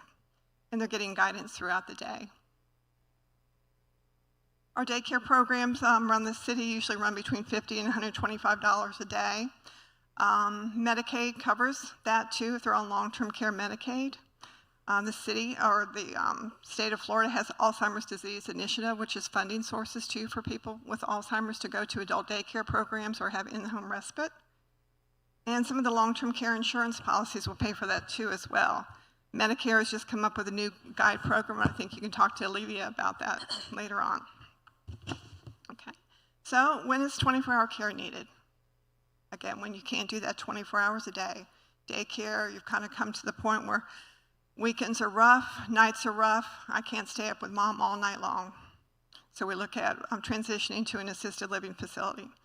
There's so many different types of assisted living facilities. We all have the same regulations that we follow under the Florida Healthcare Administration, but we have different philosophies of care. We also have different size models. So an assisted living can be a 2-bed all the way up to a 300-bed. Assisted livings can be homes in neighborhoods that might have 5 or 6 residents, or they can be a big structure down the street that house 100, okay? If you're going to look at an assisted living, kind of start checking out how far they will take the care. And going back to the variety, some of them are like apartment styles, country club styles, hotel-like and residential homes. Make sure you do your walkthrough. And again, you can go to the Agency for Healthcare Administration's website, actually type in your address, your locality, what county you're in, and get a list. And then you can start your trek and start, because no one knows your mom or your loved one better than you and what they would like. So you really need to personally go in and visit. So searching for the right ALF, if you're searching for someone with Alzheimer's or other forms of dementia, will the assisted living care for them? Do they have a secured unit? Do they have a separate area for these individuals? And how long would the ALF keep them? What would require them to be discharged? Would it be the fact that now they're wheelchair bound? Or is it the fact that now they've become incontinent? Or behavior problems? What's going to take that discharge further to go to a nursing home at that point? Okay. Find out about incontinence care, because that is a big issue too. Okay. How much care and attention and supervision does the ALF provide? We're all different. Some will give that personal hands-on care 24 hours a day, whatever's needed, but some have it broken down to the needs of your individual, whether it's getting dressed in the morning or getting up out of bed, doing a shower, doing medication management, and that might be, if they're not going to provide that, that might be when you have to call Kathryn's agency to come in and provide that extra help so they can maintain in the assisted living facility. Okay. We'll go back one more, I'm sorry, I forgot one, that's okay. So hospice care, I think, was on the bottom of that slide. This won't go back. Yep, that's okay. So hospice was another component of assisted living care too as well. So if you bring hospice in, you can keep the individual in your assisted living by adding on more kind of a medical component, which you have more eyes and ears on, and great services anywhere from palliative hospice care to full hospice care, I call it. And again, that keeps your loved one there without having to move them to a new home. Okay. Some assisted living facilities provide respite care, meaning maybe just for a few days or a few weeks because you need that break, or time to go see your niece's wedding. It's time for you to take a break and go do something. So when you're searching for an assisted living facility, to pay for it, private pay is usually $3,000 to $12,000 a month. Everyone's different because we're not regulated on the cost. Long-term care Medicaid pays for that. Veterans Aid and Attendance can supplement costs. When I go back to long-term care Medicaid, they do not pay 100% of the bill. So somebody has to qualify for that long-term care, and they qualify that through the Area Agency on Aging to get that qualification, and then they do have to pay some of their income towards the bill. So we have so many regulations about aging in place that individuals can stay in our assisted livings for a long period of time as long as they do not need a nurse to stand over them 24 hours a day to monitor blood gases or blood sugars consistently or that kind of thing. So nursing homes are a little bit different. They have different regulations and different paying sources as well. So going back to hospice care, it can be in your home. It can be in a hospital setting. It can be in a nursing home. And it definitely can be in an assisted living facility. And again, they can definitely help you. If someone's not quite ready for full hospice care, still get that assessment to see if they can come into your home and help you, because that's a good starting point as well. It's all about quality of life with hospice care. It's about intervention and keeping people out of the hospital too, because that's one of the worst places to be, going into the hospital, especially for a dementia patient, but we all want to be in our homes. Okay. So just a few survival tips. Keep your sense of humor and patience. We talked about finding joy. You must find your joy. And give yourself 10 or 15 minutes a day to just think of nothing else but you. Focus on your heart. Get enough rest. And that's a big study going on right now. Sleep. Caregivers don't get much sleep. They toss and turn all night wondering if their loved one's going to get up and fall out of bed. So take care of yourself, enough rest, make sure you're eating right, and lots of water. I see water everywhere. I'm so happy about that. Lots of water. And make time to do what's fun to you daily. You have to find something that's going to make you joyful, whether it's listening to your favorite song, getting up and dancing by yourself, close the bathroom door, do it. It's fun. Be flexible and be ready to steer elsewhere, because caregiving is about being flexible. Everything is not cut and dry in a little box. You can read all you want to, and I do a lot of teaching about Alzheimer's care, but until you live it and you are working it day by day, you don't realize how things can go off the beaten path, and you have to be ready for it. Find out what re-energizes you, because we all need re-energizing every day in order for us to continue to care for that loved one in our home. And too, they were talking about even when they're placed in assisted living nursing home, they're going to need you.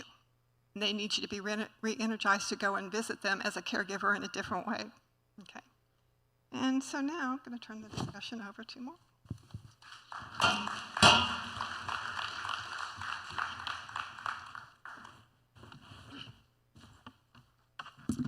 I was the one who did not ask for help, but I should have. So I'm here over on behind the podium because that's what makes me most comfortable. But what I've learned here today is that it's important to ask for help, and you all should. So my first slide today is not there. Okay, thank you. Thank you. Okay, first slide today is one that looks a little messy. Right? We've been talking a lot of different ways to get help as a caregiver, and it's meant to look messy. It's meant to look messy. We know the trend that Americans are living longer and healthier lives. Many people are going to remain independent and active. We've heard that many times today. But a well-integrated senior living spectrum, which we've been talking about in this session with my two colleagues up here, Kathryn and Jamie, who do an excellent job and know their stuff very well. You move along that continuum and you make your choices, and again, none of them are the same. There's no one caregiver journey. So far, we've talked about the in-home care and assisted care. Now let's learn about what's offered in the nursing home. So we've touched on it a little bit, and as a caregiver, your role does change when your loved one comes to the nursing home. Susan mentioned it earlier this morning when she was talking about her experience with her mother, and she said, you still need to be going, you still need to be visiting, you still need to be checking, you still need to know what's going on with mom or dad or grandma, and she's absolutely right. But you know why you also need to be going? Because mom, dad, grandma, auntie, when you bring them to a nursing home, what's their biggest fear? That's right, they do not want to, they fear abandonment. So your caregiver role changes, but you do not stop being a caregiver. You become a visitor, you may not, or you know what, a lot of times what I tell people when they're coming into the nursing home and they're making that decision, which we all know is not easy, is that your role is going to change, but you get to become that daughter again. You get to become that son again. We're going to take care of all the heavy lifting and the medical care and all of those things that you've been doing for so long, but you still got to come and you got to partner with us. You know why? Because you know mom, dad, or grandma the best. And if we partner together, then you'll have an excellent experience as a daughter, a spouse, a husband, a son, and we'll have the greatest experience caring for your loved one because we'll know them because you're going to share what you know about them with us. So in general, nursing homes are distinct from assisted living and personal care homes, as we've talked about briefly, because we provide a higher level of Medicare, of medical care, which we've also said. So nursing homes are generally facilities, although I consider that kind of the F word. We like to call it a home, offering long-term medical and personal care. Most nursing homes care as custodial, which helps people with their activities of daily living, like bathing, dressing, and eating, and we use that interchangeably with personal care. But in other words, nursing homes are for individuals with chronic diseases, disabilities, or cognitive impairment who no longer could care for themselves anymore, and also it's hard for the caregiver to continue caring for them in the home, or if they're in another type of living arrangement like an assisted living facility, that the care has become too heavy for them to continue in that environment. So some basic facts about nursing homes are on the screen. As listed, the nursing homes are regulated by federal and state government, which we talked about a little bit with the assisted living. The Florida regulation requires that nursing homes maintain a minimum staffing levels to ensure the resident safety and quality of care. Therefore, the number of people cared for and the level of training the caregiver receives differs between assisted living and skilled nursing. We're required to provide a higher level of training to our caregivers in the nursing home, although there is overlap between the type of people who work both in the nursing home and assisted living. It's mainly driven by regulation. So we've heard also that nursing homes provide 24-hour care 7 days a week. The difference is that there's licensed health professionals there 24 hours a day, 7 days a week, as Jamie mentioned. And many nursing homes have electronic health records, just like the hospitals, and we're also required to have a medical director. So that makes perfect sense. It's a higher level of care. It's beyond the personal care. Now you're really in a situation where you need daily medical care under the supervision and care of a licensed professional. So some of the types of care that you would see more in a nursing home than in assisted living would be wound care, a higher level of medication management, medical support for chronic conditions such as kidney disease, heart disease, Alzheimer's disease, and other dementia, degenerative progressive neurological diseases such as Parkinson's or multiple sclerosis. Now, I'm not saying that you wouldn't find some of those folks in an assisted living environment or even home, but the nursing home is set up so that they can receive the care that they need without bringing in extra resources. Does that make sense? Okay. So sometimes people use the term nursing home and skilled nursing facility interchangeably, but there is a distinction, and it's usually related to a nursing home is considered a residential home for medically complex persons, which we've already talked about. So when we talk about a skilled nursing facility, we're usually talking about post-acute rehab. So some nursing homes, like River Garden, have short-stay post-acute rehab programs that provide skilled nursing and rehabilitation, and for people who just need to come and come there temporarily, and then they go back to their home. It's usually a step down from the hospital. It offers a supportive environment for them to recover and regain their abilities in a more home-like environment, but they're not able to go home. So you can see on the slide that the difference between if someone is a long-term resident in the nursing home or they just come to the nursing home for some skilled nursing to go back to their home. So when you're looking to choose a nursing home, I have a few recommendations for you when you get to that point. You want to look at a nursing home that emphasizes promoting a resident's independence and autonomy within the home. There are always things that we can do for ourselves. And I believe Linda said earlier today that one of the things her father really wanted to do was to remain independent. Guess what? The people who live in the nursing homes, they want to remain as independent as they can too. And so look for a nursing home that really encourages their residents to do as much for themselves as they can.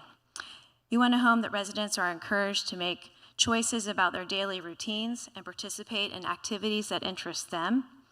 You want to choose a home that provides individualized personal care and person-centered medical management of the chronic conditions. You don't want a nursing home that treats everybody that has dementia or Parkinson's disease the same way. You want them to treat them like the personalized care plan and so that they get their needs met. You also want a home that encourages ongoing family involvement, just like I said, and a place where staff also develops a relationship like family, because many of the staff will develop those relationships because they will be intimately involved with those residents.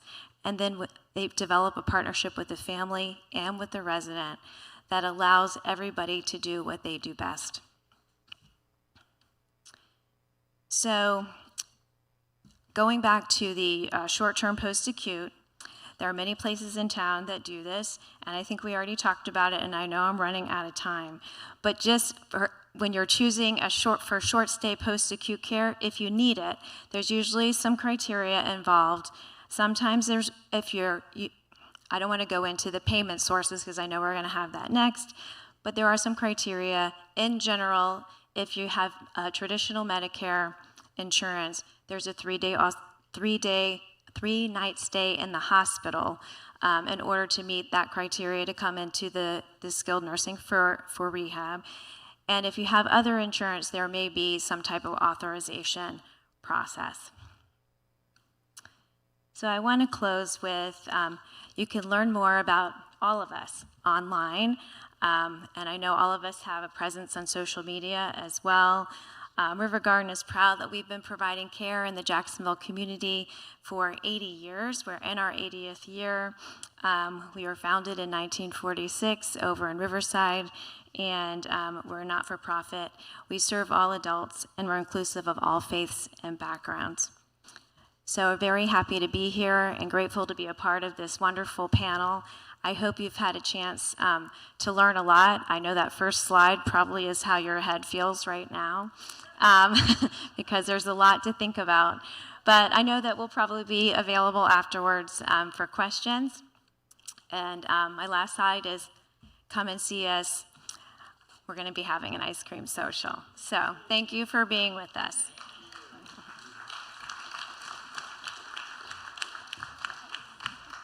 That was terrific, and it's important to note that, you know, they covered all the essentials here. Everyone's situation is unique. You may need to explore a little bit further to find the best fit for whatever works for your needs, preferences, and safety. Now, it is time for lunch, and before we do that, you can pick up your lunch in the gallery where you grab breakfast out there. Staff will be on hand to help, and then we will be back in 30 minutes at 12:30 with our first of the drawings that we promised. Remember, you have to be here for it, but enjoy lunch for at least the next half hour, and we will convene again in 12:30. Thanks. First item that we have a very cool, I've been eyeing this on the break, a self-care basket. Lots of goodies, lots of fun stuff in there that is just gorgeous. The winner that I've been handed that has been pulled out is Edward Jackson. Where is Edward Jackson? He's not here. Ah, there you go. Fantastic. Congratulations. This is a nice basket to take home. Yeah. I was eyeing on that one. Okay. But we still have one more giveaway we are going to do. We have a River Garden bag and blanket. Very cool look. I love it. Cersei's had me right there. And the person that has been drawn is Melissa Baker. Yay! All right, we got. It's all in the back. Excellent. I'm sorry for those that are streaming this at home. This is the price of convenience. I'll leave it there in that direction, but we love you nonetheless. We are going to now kind of move forward, and you just heard, right before we had lunch, all the different long-term care options. Now we're going to explore the area that everyone always asks. Certainly when I'm in the office as a neurologist, and even when I'm not, this is always the question: how do families pay for them? So today's speakers are going to provide a basic overview of Medicaid, Medicare, VA benefits, and private insurance. And this is our group to guide us. Megan Walls received her bachelor's, master's, and law degree from the University of Florida. Go Gators! Absolutely. And has wow, we're losing everything. And has worked as a legal services attorney since graduating in 1991. She's currently the managing attorney for St. Johns County Legal Aid in St. Augustine, a nonprofit public interest law firm that serves the elderly, disabled, and low-income people living in St. Johns County. She's joined by Carrie Ann Pettish. She is the Shine Senior Medicare Patrol Program Advocate at ElderSource. So using her background in human services, Carrie has been providing support, resources, and advocacy to empower vulnerable populations for over 20 years. Because of her studies in family services and nursing, she brings a multifaceted approach when working with individuals and families. And we also have C.H. Bubba Schlader. Bubba is a financial planner specializing in end-of-life and elder care for the last 14 years and has been embedded in the world of extended care and assisting elders in need to make it affordable. He is certified in long-term care and accredited with the U.S. Department of Veteran Affairs Office of General Counsel and is a security credentialed VA affiliate. He is a licensed long-term care insurance advisor. Megan, I'm turning it over to you. Thank you so much. So this is so funny. They said, we need someone to tell the group all about eligibility for nursing home Medicaid. And I said, that is a 16-hour course. That is not like a one-time 20-second overview. So here's the funny thing too. Why would you have legal aid, primarily working with people in poverty, talking about Medicaid eligibility for nursing homes? Because guess what? All my clients are eligible, right? All of them are poor, indigent, low income, they all qualify. So really this topic I learned, not because I want to do complicated estate planning for people who don't want to lose everything they've accumulated over their lifetime. I learned it because I noticed early on there were people up in Ponte Vedra that had full Medicaid coverage for nursing homes, whereas my people in Hastings, who were dirt poor and on food stamps, were not eligible. So I learned early on that there are all these little teeny categories, and you have to be exact about them, right? You can have a $750,000 on the tax roll home, but you cannot have 2 trailers. You can have a car of any value, a Porsche, it doesn't matter, but you cannot have 4 cars up on blocks in your front yard, right? So this is the thing, and the policies. Everybody buys life insurance policies. They had people going around my neighborhoods, and they were selling people policies. And so people had too much life insurance, but otherwise no home, no car. Right? So it's like these little categories of people that were indigent, but I had to figure out these little silly categories just to get my clients to understand how to get their loved ones or their spouse or whatever. And the whole spending it all down to $2,000, absolutely not true. And so I figured that out early on. So the question for me is, why am I doing this other than that, right? So if you have a big nest egg and you want to protect it, just like people that go to tax planners, right, estate planners, these areas of law that if you know more, probably you can save more.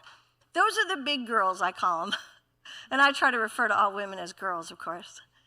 The big girls and big boys up in Jacksonville, like Ailish O'Connor and those people, if you have a chunk, you know, and you're a couple that saved up your whole lives and you want to plan for long-term care, you've got to go to those folks, and they can save you a lot of money. They're not free, they're not legal aid, but they are worth every penny. So I send anyone up there that's like, you know, up there. So for my purposes, the reason why I think this is so important is because I think people need to understand when these rules were written. What I always do, and I did this in law school, what is the reason for this law? Why is the law written like this? And when you know more, you understand more. Does that make sense? So go back with me to my childhood.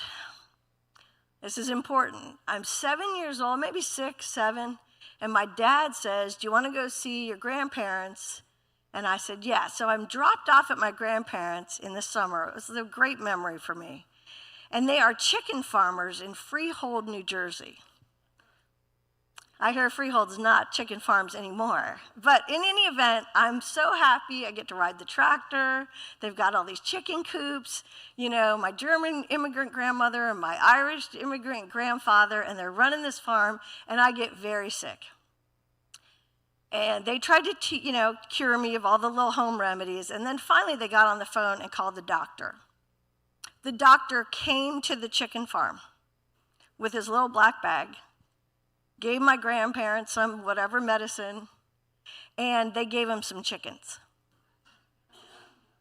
I remember as a little girl thinking, you know what, I need to start having a few chickens around in case I ever need medical coverage. Now, you guys are probably, some of you at least, old enough to remember, and that was not that long ago, right? I'm 63, that was like, 50-something years ago. That's what happened. Doctors came to your house and you gave them chickens. This is not the coverage we have today. And by the way, I bring this up, not just because it's a really funny story, but because that's when these rules were written. The rules were written that if you could pay your own way, you paid your own way. Does that sound familiar? You never asked the government for a handout. If you wanted some coverage or some care or anything you wanted, you saved up and you bought it, right? No credit, no this and that. You paid your own way. You were happy to do it. You never asked for a handout. Well, guess what? The whole world changed on those folks, but they wrote these rules first, right? And these rules said only people with $2,000 or less can go to the government with their hand out and say, hey, I need nursing home coverage paid for by the U.S. government. Does that sound weird today? Right, so everyone now is saying, okay, let's see. I have $2,000. I'm not eligible for Medicaid. That's really not going to work out for us. So the world has changed, as you know from my example, so much that the cost of medical care is beyond comprehensible. My husband's having surgery on Monday. It's just a simple hernia operation, $98,000. Yeah, and our copay is $3,000. And I'm like, honey, why'd you get this? Or did you lift something? This is a simple thing, right? This isn't even cancer or something really serious. Costs of medical coverage, costs of long-term care, costs of anything is astronomical. The other thing was, go back to when I was a child, go back to when you were a child. Do you remember all these nursing homes? Do you remember all these pharmacies? A CVS and a Walgreens on every corner? A nursing home was absolutely where you had to go when you got old? I don't remember this being the model or the plan when I was a kid, but something has changed. And we wake up now, 55 years later, and say, what is going on in the world? So I want to put my loved one in a nursing home one day because I have to. This isn't a choice. People do this because they have to, just like you do surgery as the last choice. It's not your first choice. It's not what you want to do, but you have to do it. And so then the spouse says, well, how much is this going to be? Oh, $10,000 or $12,000 a month, and that's for a shared room with a curtain, right? And really bad care sometimes. Not always, not at River Garden, but other places. Go to a good place. They said shop around. But the point of all this this is, so how is an average person, right, that's saved up, put away, we got a house, a 401, all of us, even the wealthy, are going to go broke in no time, right? They're just going to spend down to zero. I call it like just open a vein and just let all, you're just gushing money for care, and it's just not affordable really for anyone in the middle class or even the upper classes. This is crazy amount of spending for basic necessities, right? Can't we just give them a couple chickens and call it a day? So the point of all this is know that the rules were written then. The rules were written, you don't get to have a nest egg, you don't get to have money, you have to be poor. And poor meant 2,000 whole dollars in the bank. Does that strike you guys as funny today in a way? So you got to know these categories. And I think that the most important category, since I cannot cover all of the different categories today, there's one big one. Homestead. What do they say in real estate law? You need 3 things: location, location, location. I'm going to tell you with Medicaid nursing home law, I think that the biggest thing to understand is homestead, homestead, homestead. You are in Florida. You know, I'm from the West Coast growing up, and when I moved to Florida, I remember thinking, wow, this is the South. It's so different down here. And then I remember the day when I said, I don't care how you do it up north. I said, I have arrived in Florida. I'm really a Floridian now. Because seriously, everybody quotes all the time what happens in New Jersey and New York and all those places everyone came down here from, right? One of my friends said, you know, Long Island used to be Longer Island, but it broke off and attached to Florida. So here you go. Homestead. You are in a homestead state. I don't know if you, it means many things. It means tax, breaks on your home that you live in. It means they can't come and take stuff out of your home. It means you get some protection in your automobile. It means all kinds of stuff.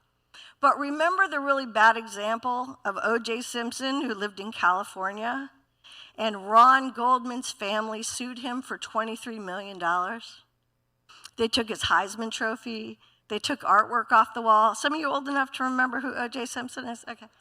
And suddenly his home in Beverly Hills evaporated into cash and floated, and where did it land? Florida, South Florida. And there he was, and the Goldmans couldn't touch it. They had a judgment from a court of law, said he owed them millions. How come they couldn't take that home? Homestead, it's Florida. This is different. You cannot take your home, unsecured creditors, medical bills, anything. They cannot take your home while you're alive, and they cannot take your home when you're dead. And they cannot take it even if you have a Medicaid bill from a nursing home. This is important to remember because people often need to work with planners to figure out, I can't have more than $2,000, I can't have a life insurance policy worth more than $1,500 if I'm on SSI, $2,500 if I'm not on this. All these little categories, and yet the homestead is this huge thing. I remember years ago when I moved to Florida, and suddenly homes went from the normal size to the size of hotels. Has anyone noticed this? Like, that's not a home, that is a hotel. It's because all around the United States of America, estate planning people realized Florida has a homestead law. A home of any value is protected under law, and nobody can take it from you, not even the Goldman family, with a judgment from a court of law. No medical bills, no credit cards. No one can take your homestead. So suddenly all the money was put into homesteads. They're really supposed to live there, by the way. We need to do a better job making sure those people really live there 51% of the time. But the point of that is, it's kind of an exception that swallowed the whole rule, right? So you had people having these multi-million-dollar mansions and saying, now please pay for Medicaid for my spouse in the nursing home. Do you get it? It became too big of a loophole. So what the Deficit Reduction Act did, that's probably more like 10 years ago now, right? It said there has to be a limit on the home. It has to be a regular old home. Okay, my regular old home is assessed at $200,000, but you get to have on the tax rolls $750,000 home. So it's still not a regular old home in my view, but it's still basically almost any home unless you're getting one of those big hotels, right? That is a good thing to remember because that is where a lot of your resources can go if you have to put them in. Remember, the community spouse is the person who stays in the home. We call it the spouse in the house. And by the way, even if you're going into a nursing home at some point and they say, hey, you've got this homestead, Miss Wall, do you want to keep it? Do you want to return to it? There's one answer. And they say, well, you know, you've got terminal cancer and they gave you 2 weeks to live. And I say, yes, right. They may not look into the fanciful nature of my intent. My intent is my intent, and the answer is yes. And that means that home is off the table. And then they can look at whether I have $2,000 in the bank and what kind of car and blah, blah, blah, these little teeny categories that are just ridiculous. So what's really important is that, remember, between spouses, they can transfer back and forth all they want.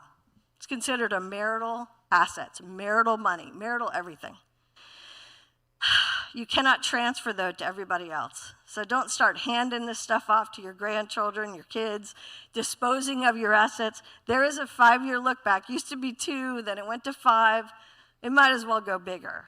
That's not really the current climate to go bigger. But again, you really shouldn't be disposing of your stuff.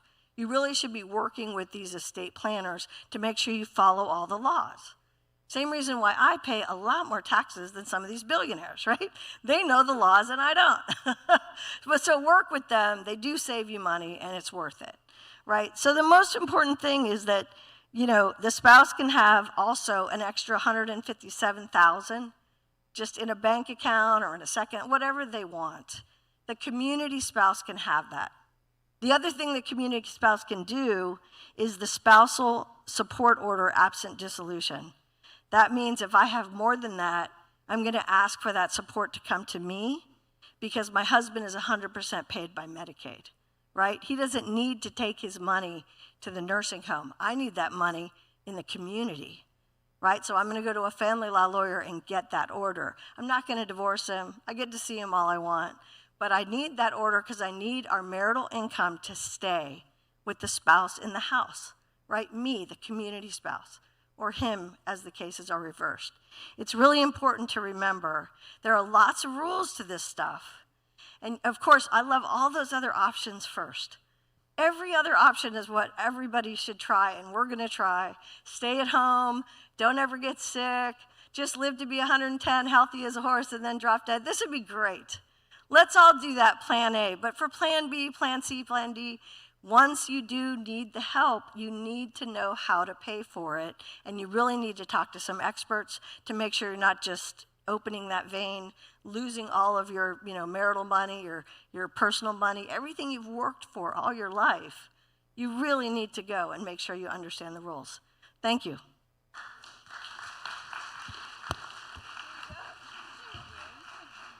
Yeah, right. So really abbreviated. Good afternoon. Thank you for having me today. I'm excited to talk about the SHINE program and also Medicare. I can talk about these all day, every day, but I have brought notes, so I will stick to the basics, and you can hear all of Bubba's great information as well. SHINE is a program through the Department of Elder Affairs, the Florida DOEA. It stands for Serving Health Insurance Needs of Elders. It partners with our local area agency on aging, which is ElderSource for Northeast Florida. We are part of a nationwide program too, and I know we've talked to some people, I can't see because of the lights, but I know I've talked to some people today that aren't necessarily in Northeast Florida. So I definitely want to let you know that SHINE is in Florida, but we're part of the nationwide SHIP grant. So anybody in the United States can get this support. What do? This is important to know. We offer Medicare counseling. So Our counseling that we offer to Medicare beneficiaries is offered through or given through some of our specially trained volunteer counselors. Our counselors go through lots of training. They go through a state level test. They go through background checks to make sure they're really good people to work with. They're doing this for the right reasons, and that is to help Medicare beneficiaries. And as we know, once you figure out Medicare, then what happens? It changes. Thank you. It changes. And so we are constantly getting those updates, and we constantly know those changes too. I do not have my contact information on the slide. I apologize. But I have something better to offer, and that is my coworker, Miss Emily Harris. She is at our table. So if there's anything, the table in the hallway. So if there's anything I talk about today you want to know more about, or you have questions, please go see her, get a brochure, and get our contact information so you can reach us. We can counsel in Medicare, as I said, but also for the beneficiaries that have Medicare and Medicaid. Also, the beneficiaries that maybe have some sort of additional insurance, maybe TRICARE for life. Maybe they have a supplement that goes along with their Medicare as part of their retirement package. We can counsel on all parts of Medicare, original Medicare, Advantage plans, which we're going to talk about both of those in just a little bit. We can help with the financial assistance programs. We can help with Medicare complaints and appeals. So if you or your loved one goes to the doctor, has a procedure, thinks, oh yeah, Medicare is going to cover this, no problem. And then you get a bill in the mail that says, please remember us at Shine. We have counselors that specialize in making that process of complaints and appeals much more easily guided through. And last but not least, we can help with Medicare fraud, errors, and abuse. If you or, again, your loved one feels like they've been a victim of Medicare fraud, please remember, again, we're just a phone call away. We're trying to decrease the fraud that we see, so all that money stays in the fund where it is meant to be for the beneficiaries.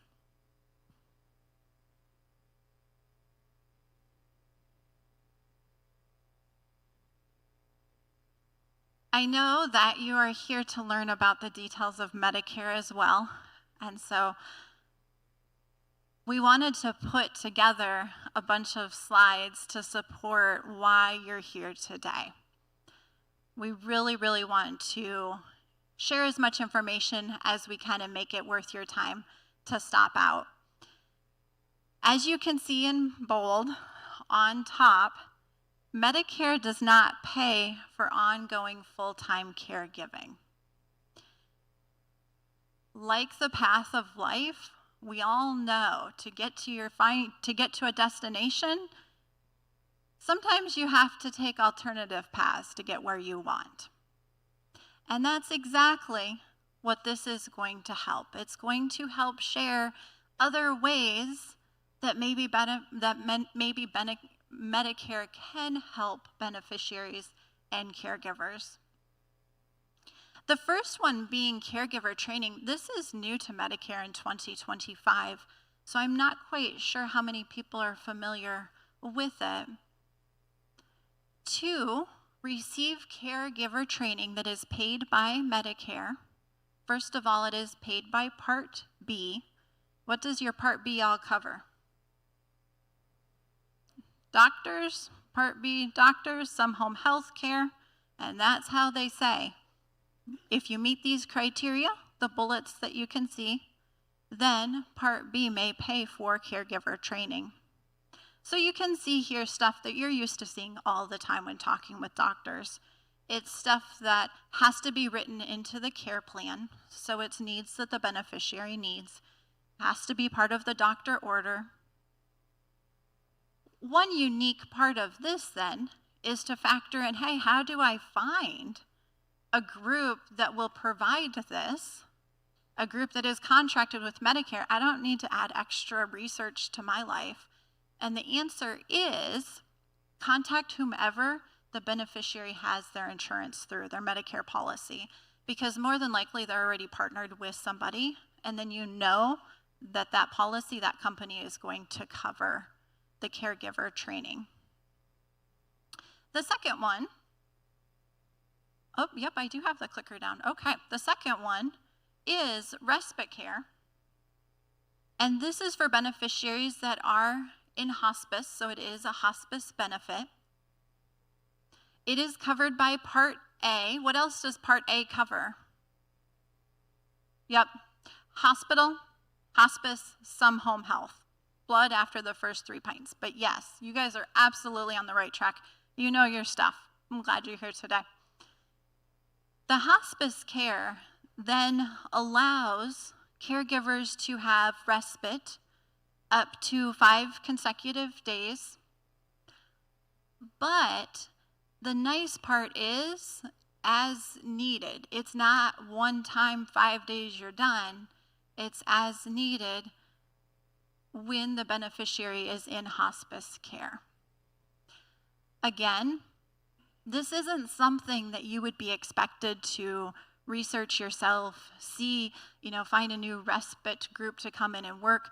It's not that way. It should be set up for your convenience.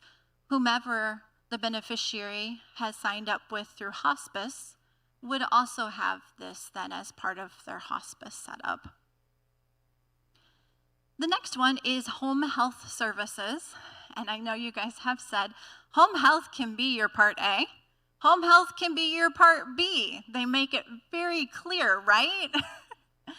It depends on how it is set up, how it's written by your doctor, your needs, but also home health may be a support that can come in and give caregivers a bit of relief. Because home health is skilled nursing, it can even include some therapies, like physical therapy, speech therapy. So it has a variety of different supports that they can come into the house and help with. When talking about home health services and then also the caregiver training, of course they have to be doctors, written in the doctor's orders. The other part that you're going to hear often is medically necessary. Are these medically necessary supports that the beneficiary needs?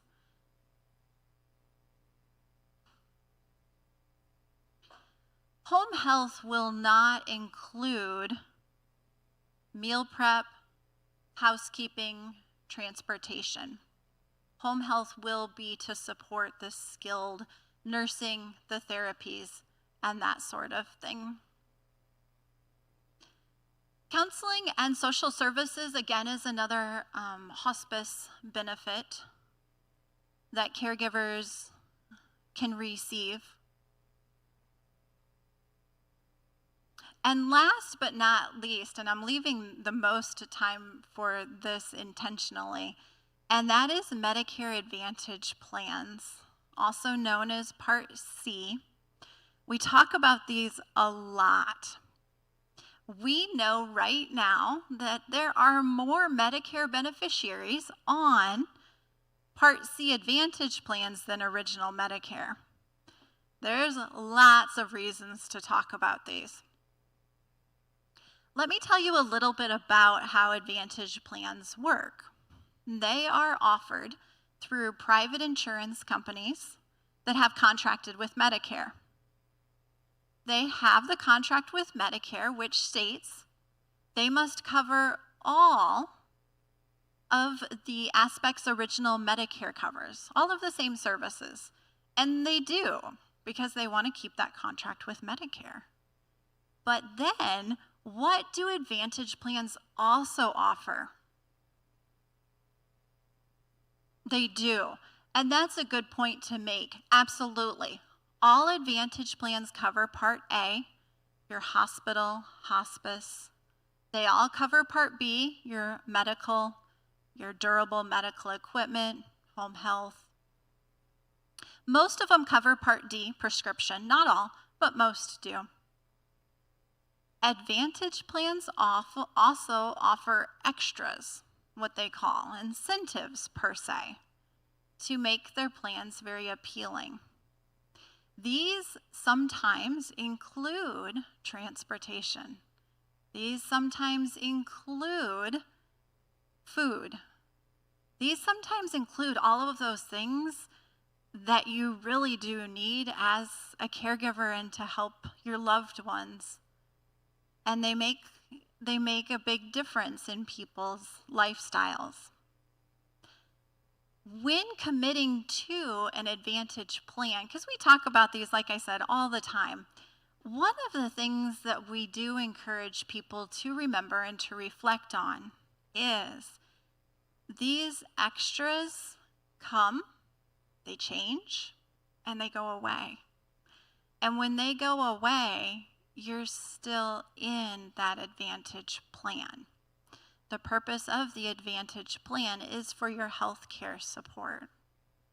And so we do caution people and or just remind people that you can change plans once a year during open enrollment, correct? Especially for the people that have Advantage plans, they can change again during the Advantage plan open enrollment, which is January, February, and March. But if you sign up or your loved one signs up for a plan in hopes of getting transportation, that transportation goes away. They're still in that same plan, and hopefully it also gives them great health care benefits. Here's some tips for caregivers. The bullet that I'm going to especially talk about is always ask the provider or plan if a service is covered and what documentation is required. Plans support, they have their contract with Medicare of what they have to cover. But then again, there's a lot of plans, Advantage plans, supplements. If you have original Medicare and you have a supplement, sometimes they cover extras too. Take advantage of all of those. Know your plans. Utilize them to their fullest extent, but do check with them to see what is required, because it is the worst call to get somebody that has gone through a procedure they thought their plan was going to cover, and their plan isn't going to cover. So be really, really good friends with your plan and all of the details. And if you ever come into a question about Medicare, if you ever just wonder, oh my gosh, what's going on? Am I in the best plan? Is my loved one in the best plan? Please do remember our Shine volunteer counselors are just a phone call away, and they would love to assist you and support you. Thank you.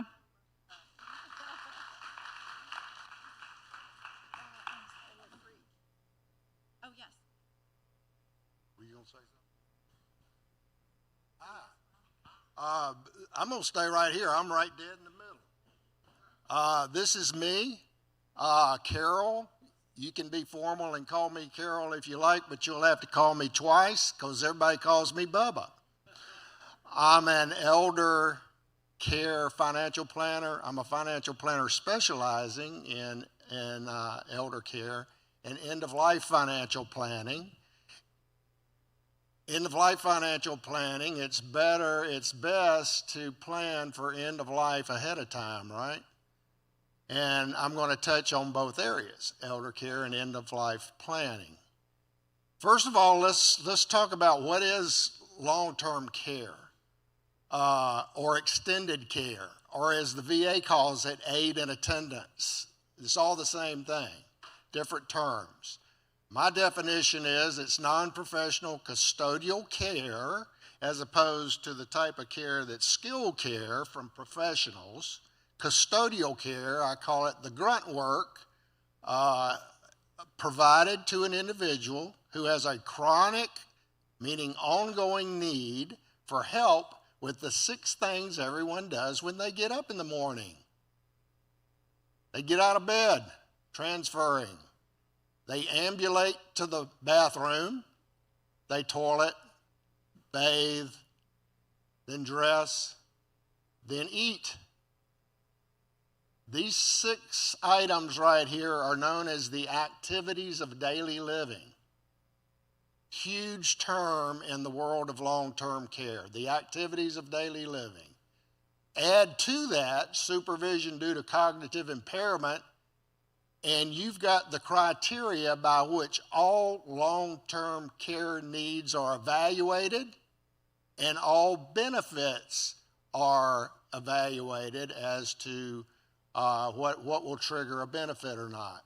These are very important terms right here, and I'm going to refer back to them throughout my presentation. I'm going to have to go fast. And I realize the topics I'm covering may not be of particular interest to everybody, but if you do have a lingering question, I'm going to hang around and entertain your questions when this is over. Now, what is the cost of extended care or long-term care? It costs a lot, I'll tell you that. Home care aides, now these numbers are based on a study that's done every year by Genworth Financial. They've been doing this for over 20 years. And they do a study on the cost of long-term care or extended care across the country. These are the figures for Northeast Florida. That's where I got it, from Genworth. Home care aides. Now again, this is a home care aide as opposed to a home care professional like a nurse or somebody. The average usage of home care is 44 hours per week. So if you work it all out by an average of about $30 an hour, it comes to about $68,000 per year for home care. Now, surprisingly to most people, if you look at assisted living, a 1-bedroom apartment, average for room and board only now, is about the same thing. So they were close enough, I just made them the same thing. A lot of people are surprised by that. $68,000 a year. And then the highest level of care outside of the community is nursing homes. So residency as opposed to rehab. Okay, a lot of us think of a nursing home as a rehab facility. That's short-term care, and Medicare is going to cover that or part of that for up to 100 days. But residency in a nursing home is $116,000 per year on average in Northeast Florida. So you can see these are some pretty heavy figures here. And for middle-income Americans, the cost of long-term care can be the most financially devastating part of retirement. I kind of break down retirement into 3 phases. You got the go-go years and the slow-go years. Well, retirement planners do a real good job of preparing people for those 2. But the other one isn't something people want to talk about and even get into denial, and that's number 3, the no-go years. So you got the no-go years can be the most expensive part of retirement. Now, planning strategies. The first planning strategy is not a strategy at all for long-term care, and that's there's a misconception that Medicare and health insurance is going to pay for long-term care. It's not. It's going to pay for short-term care in a rehab facility. Then you have, of course, self-pay. You have long-term care insurance, VA, Department of Veterans Affairs benefits, age, blind, and disabled Medicaid. That's what Megan talked about. And then, of course, children and others pay. So those are your main, there's others, but these are the main, I think, strategies for paying for long-term care. So my topics are long-term care insurance and VA benefits. So long-term care insurance, it's like any other pure form of insurance. You're paying or sharing the risk with an insurance company for the risk of needing long-term care. Now, compare it to homeowners insurance. I think I'm not sure about this number, but you may have a 2% chance of needing long-term care insurance, homeowners insurance. But most everybody's still got a policy. But the Center for Medicaid and Care Services says that if you live to age 65, you got a 70% chance of needing long-term care within your lifetime. That's pretty good probability. Long-term care policies are underwritten similar to life insurance. The younger you are and the healthier you are, the lower the premium. The average age for long-term care insurance is for somebody pulling the trigger and actually buying long-term care insurance is age 56. The maximum that companies will issue a policy is age 79. And of course, when you start incurring health issues, you may become uninsurable for long-term care insurance. Most policies are purchased for home care these days. Long-term care insurance used to be considered a nursing home benefit, no longer. When I ask people why they want long-term care insurance and where they want their care, they say in the home. So they're purchased for home care, but a good policy will also cover assisted living and nursing home care. The purpose for long-term care insurance are that it allows the patient, the person needing care, to receive care, usually in the home, but relieves the spouse and the child, the daughter, the son, of the emotional and physical aspects of being a caregiver. In other words, it kind of shifts the responsibility of the family to managing care as opposed to being the ones providing care. Another purpose is to preserve the retirement plan. We were talking about spend down a minute ago. You can rapidly spend down a retirement plan if you need long-term care. You saw the numbers. You saw the cost. And also it ensures the financial viability of the surviving spouse. How do you trigger long-term care benefits, or what do you need to do to file a claim for long-term care insurance if you have it? It requires the assistance with 2 or more of those activities of daily living we looked at a minute ago. 2 or more, or supervision due to cognitive impairment. That's how you trigger the benefits on a policy. Most policies have waiver of premium clauses in them, so once you go on claim, you don't have to pay premiums anymore. The Department of Veterans Affairs. The VA is the second largest department of the U.S. government. It's second only to the Department of Defense. It's a huge bureaucracy. There's 3 administrations in the VA: the National Cemetery Administration, the Veterans Health Administration, and the Veterans Disability Administration. Of course, the National Cemetery Program, there's about 160 national cemeteries in the country. Any veteran with an honorable discharge can be buried in a national cemetery. Now, the healthcare system. Any veteran with an honorable discharge can enroll in the VA healthcare system.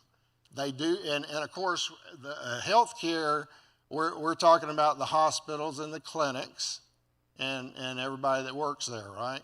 So, gosh, I think there's probably about 170 VA hospitals or medical centers in the country. It's the largest healthcare system in the United States.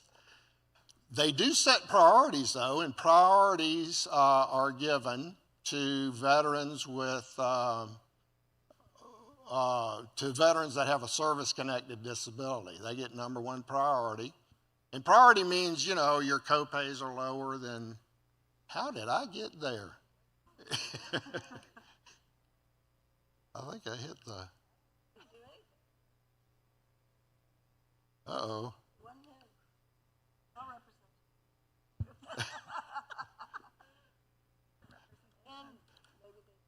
All right, y'all give me just a minute. I gotta get back to.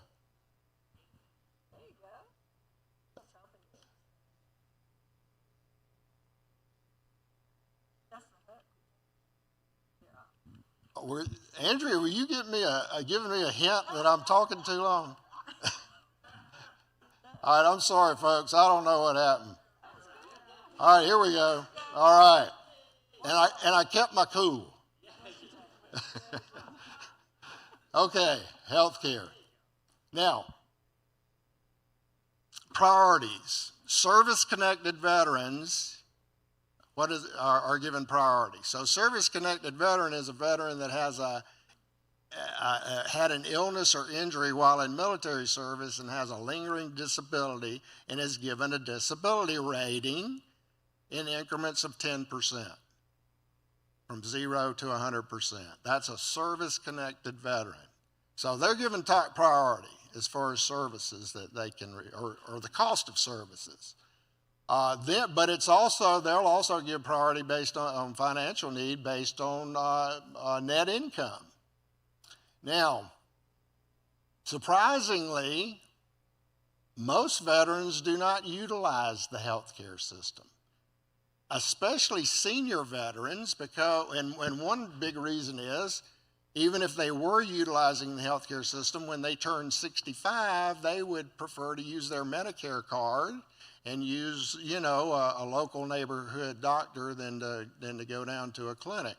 So even fewer senior veterans, but I just want to point out a couple of things that most veterans don't know anything about.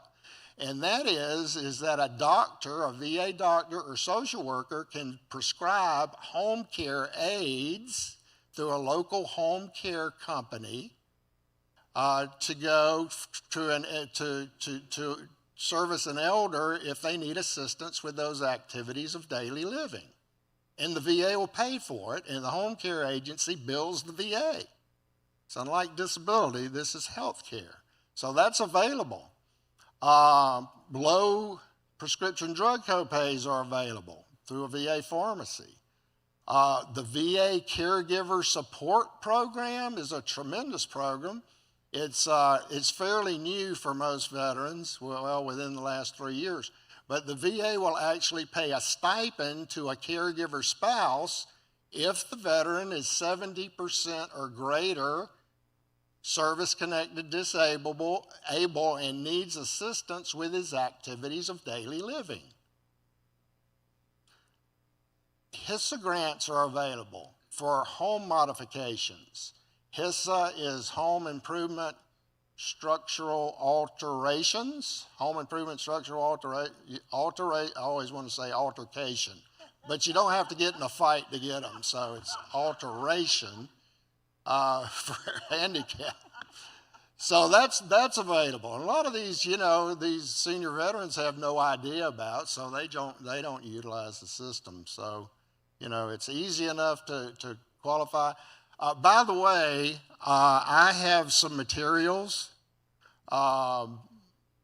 with me that's going to have a lot of this information on there. I see some of you taking notes, so I've got some stuff if you'd like to see me later. Okay, so healthcare system, now the disability system. There's two types of disabilities paid for by the VA. There's service-connected and non-service-connected. That's easy enough. So I've already talked about a service connection. That's somebody that has a rating because he or she was ill or injured during military service and has a lingering disability. There's two types under service-connected. There's disability compensation, and that's the veteran. And then there's dependency and indemnity compensation for the survivor. So that's a survivor of a veteran. DIC is what it's normally called. That the veteran died as the result of an injury or illness while in service. Or if the veteran was rated 100% for 10 years before he died. She gets, the widow gets a benefit. Now, non-service connected benefits are very little known benefits, very small part of the VA disability system, and it's really a long-term care benefit for certain veterans, and I'm going to get into more detail on how to qualify for these, that need aid and attendance. So it's a long-term care benefit. Aid and attendance, again, is the VA term for long-term care. Assistance with activities of daily living or supervision due to cognitive impairment. These are also needs-based benefits. I'll get into that in a minute. They are, and survivor pension is the widow's benefit under non-service connected. And so there's good benefits available there too if the surviving spouse needs long-term care or aid and attendance. The note down there at the bottom, it's a violation of federal law, or federal law prohibits receipt of both types of benefits, so sometimes we got to put a pencil to it to see which one might be the better benefit for the particular person. All right, a little bit on disability compensation, just some heads up. A veteran rated 100% probably doesn't know that if he starts needing aid and attendance or assistance with his activities of daily living, he can request an additional allowance. And this year it's $936 a month added to the check of a 100% rated veteran. Also a DIC, that's the survivor benefit. If he or she needs aid and attendance, there's an additional allowance for that as well, $410 a month added to the check. That'll bring that person up to about $2,100 a month for the survivor benefit. The veteran benefit, 100% plus aid and attendance allowance, that'd bring him up to about $5,500 a month, just to give you an idea what we're talking about monetarily.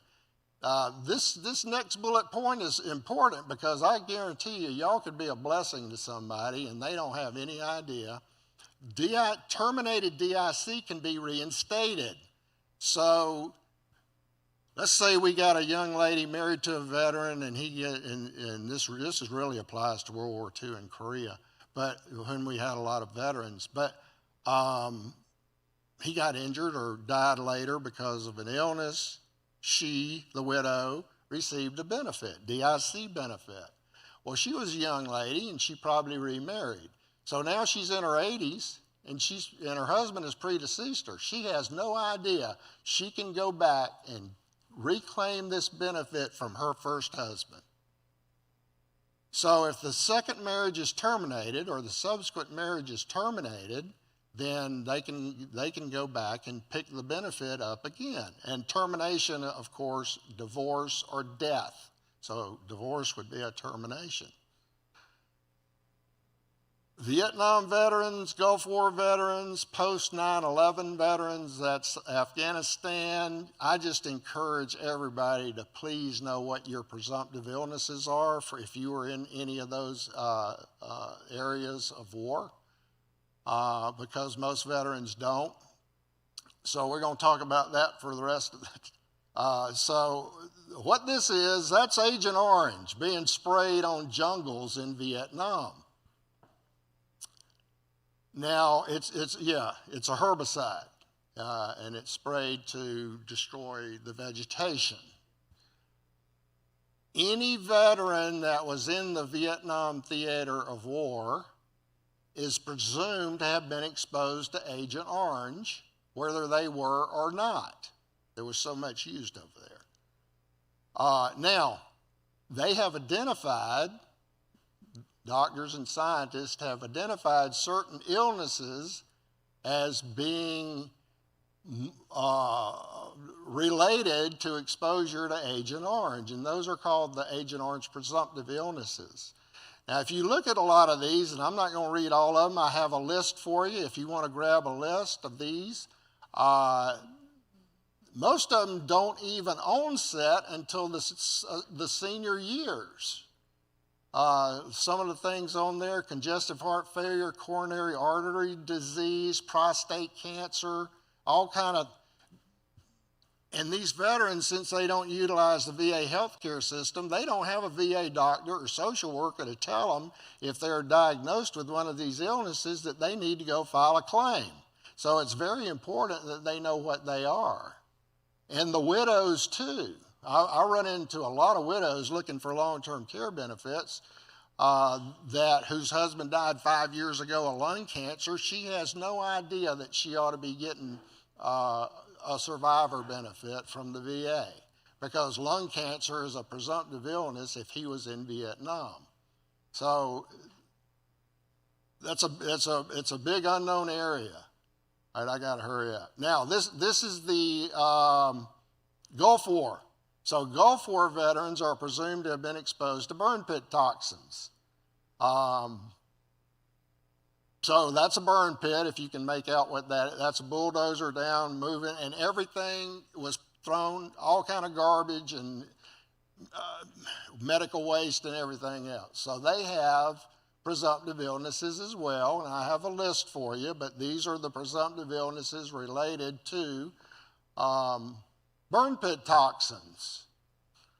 All right, now quickly, the non-service connected benefit known as aid and attendance pension, or the best kept secret in long-term care. It's needs-based. So aid and attendance is required. Here comes those activities of daily living again, required. Financial, income, this is in general, income must be less than the cost of care. So if you remember what the cost of care was, middle income people on fixed retirement income can easily qualify for this benefit if you know how to work the formula, because you can subtract the cost of care from your income. Countable assets must be below $159,000. Countable assets do not include the home, do not include vehicles, and do not include personal property. So you're talking about liquid assets, checking account balances, investments, things like that. These are the rates. These are the rates. I've got 1 minute. You can see if you can get the maximum rate, it'll pay for half of long-term, pay for half of assisted living. So excellent rates, amazing benefit, very little known, a lot of misunderstanding about how to qualify. There's more misinformation out on this benefit than anything I've ever seen. Real quickly, the veteran must be age 65, served on active duty for 1 day during a period of wartime, was honorably discharged. These are the wartime periods. Again, I have a list for you of this if you'd like it. And you must have your discharge papers, which is the DD Form 214. Surviving spouses must have been married to the veteran at the time of death, has not remarried. The same qualifications for the veteran, deceased veteran has to be, served on active duty during a period of wartime. And the surviving spouse has to come up with 3 legal documents: the veteran's discharge papers, the death certificate, and the marriage certificate. Boom. Where's Andrea? She ought to come give me a hug. I got through it. Okay, so this slide right here is just to encourage people. I call it elder world. If you're going to step out in the elder world, you need a guide and you need a map. And there's all kind of disciplines related to that. And if you reach out and get help, it's going to save you money in the end. There's a whole hall full of people out there that can help you, and these ladies. And reach out for help, and it'll save your health physically and emotionally. Amen. Thank you. That was excellent, and we are now ready to kind of move on to our next session. So thank you all again for tremendous work.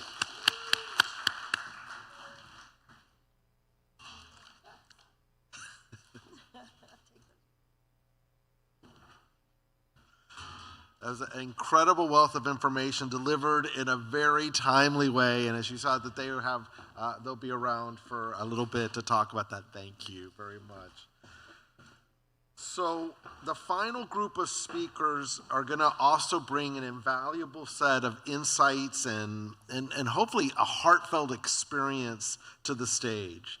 Now, these remarkable individuals are current or former caregivers, and they're generously joining us today to share their wisdom, stories, and hard-earned perspectives. Their message is simple but powerful. You are not alone.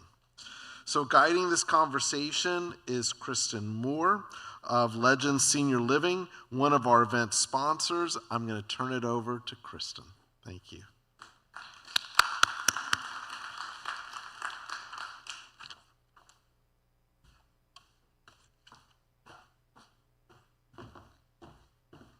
All right. Again, I'm Kristen Moore from the Windsor at Ortega.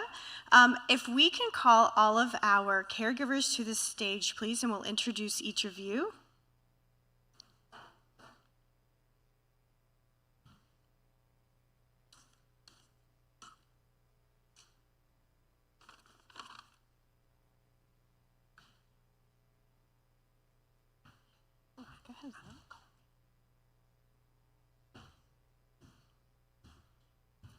So thank each of you for coming up here today and sharing and being vulnerable with us today.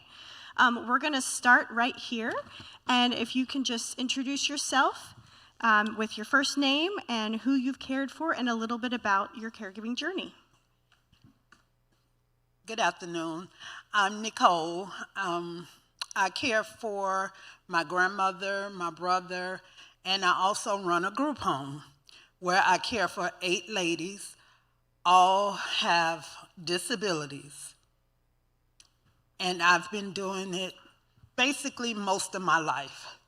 I started as a child because I'm 12 years older than my baby brother, so I always had to stay home and care for him and my brother that's next to me who has a disability.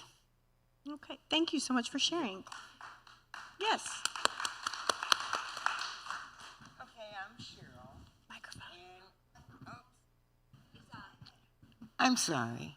I'm Cheryl, and I care for both my mother and my brother for quite some time simultaneously with both of them. It was a journey.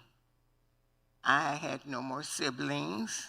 It was just from a family of just my brother who then had dementia. So it was quite a difficult journey for me, watching both my mother and my brother move through this awful disease. So we'll talk more about it later.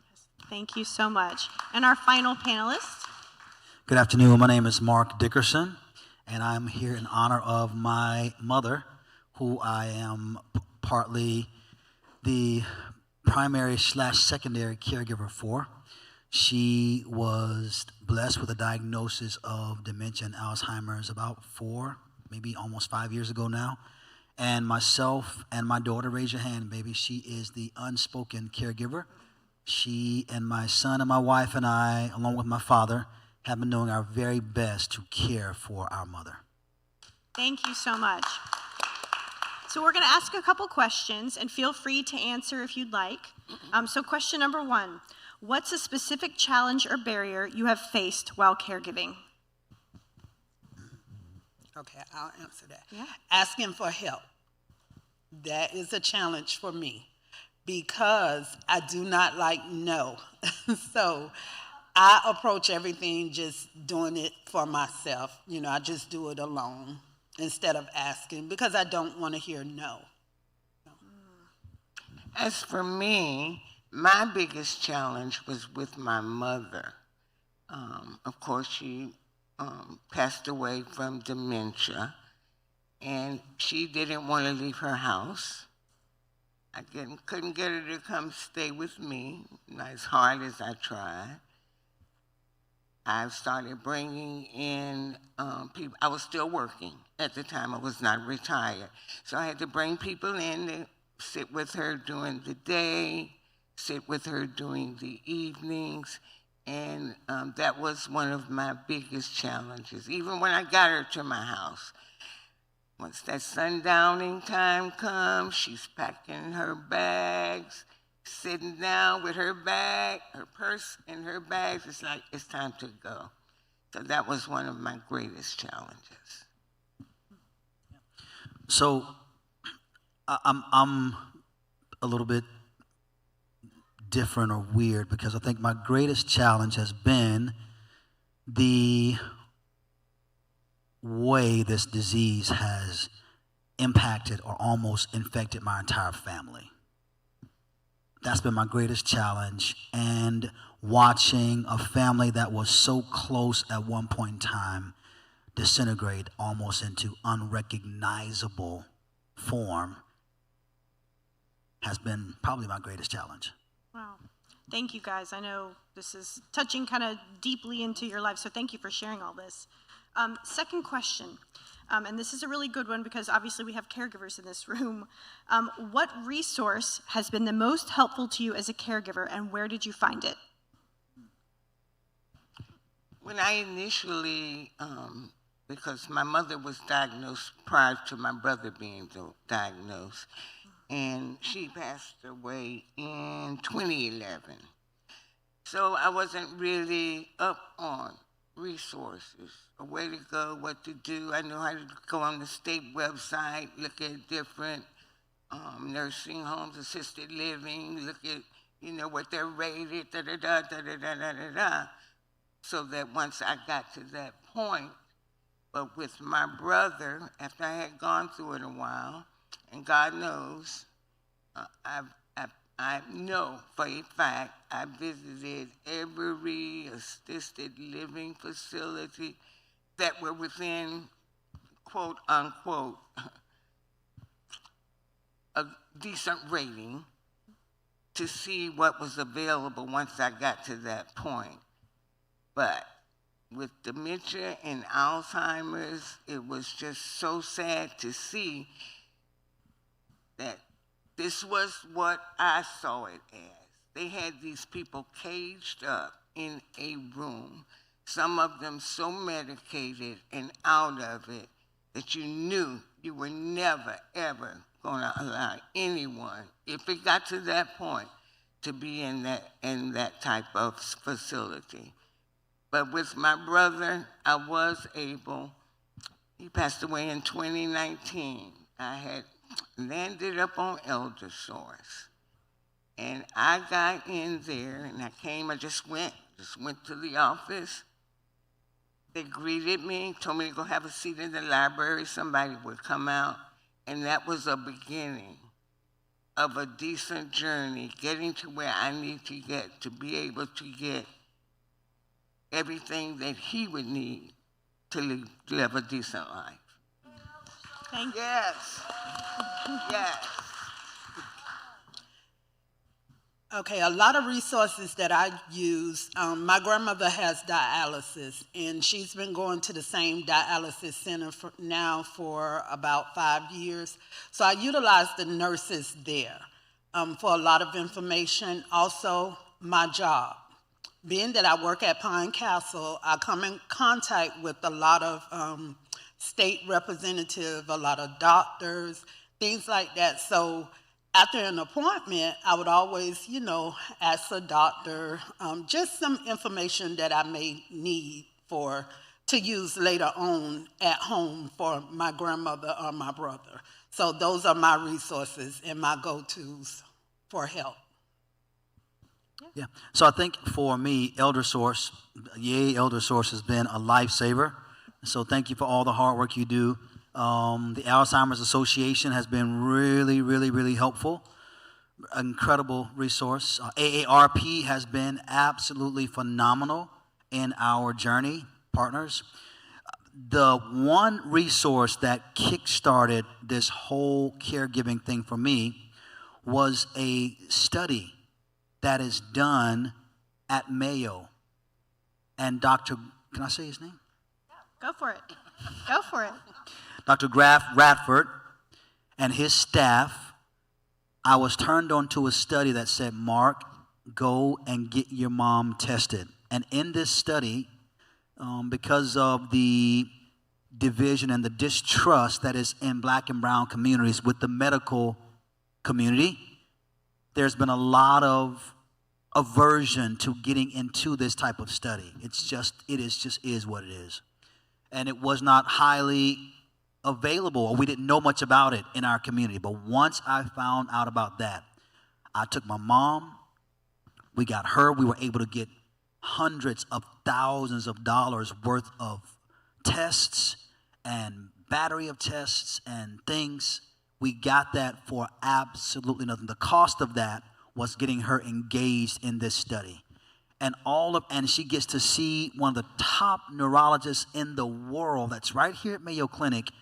She gets to see him once or twice a year. That opened up the door. So that was the kickstart, Mayo Clinic's neuroscience research. That's awesome. So I love this question. Oh, do you have something else? Yeah, I'd like to kind of piggyback on that, because I think when I started, I kind of mentioned that, you know, I was in a thing with both my mom and my brother at the same time. So I was still working. My brother had just kind of moved here from Atlanta, and I was thinking, I could see some changes in my mom, and I had already gone through her primary doctor and kind of got her tested. We had a very good relationship.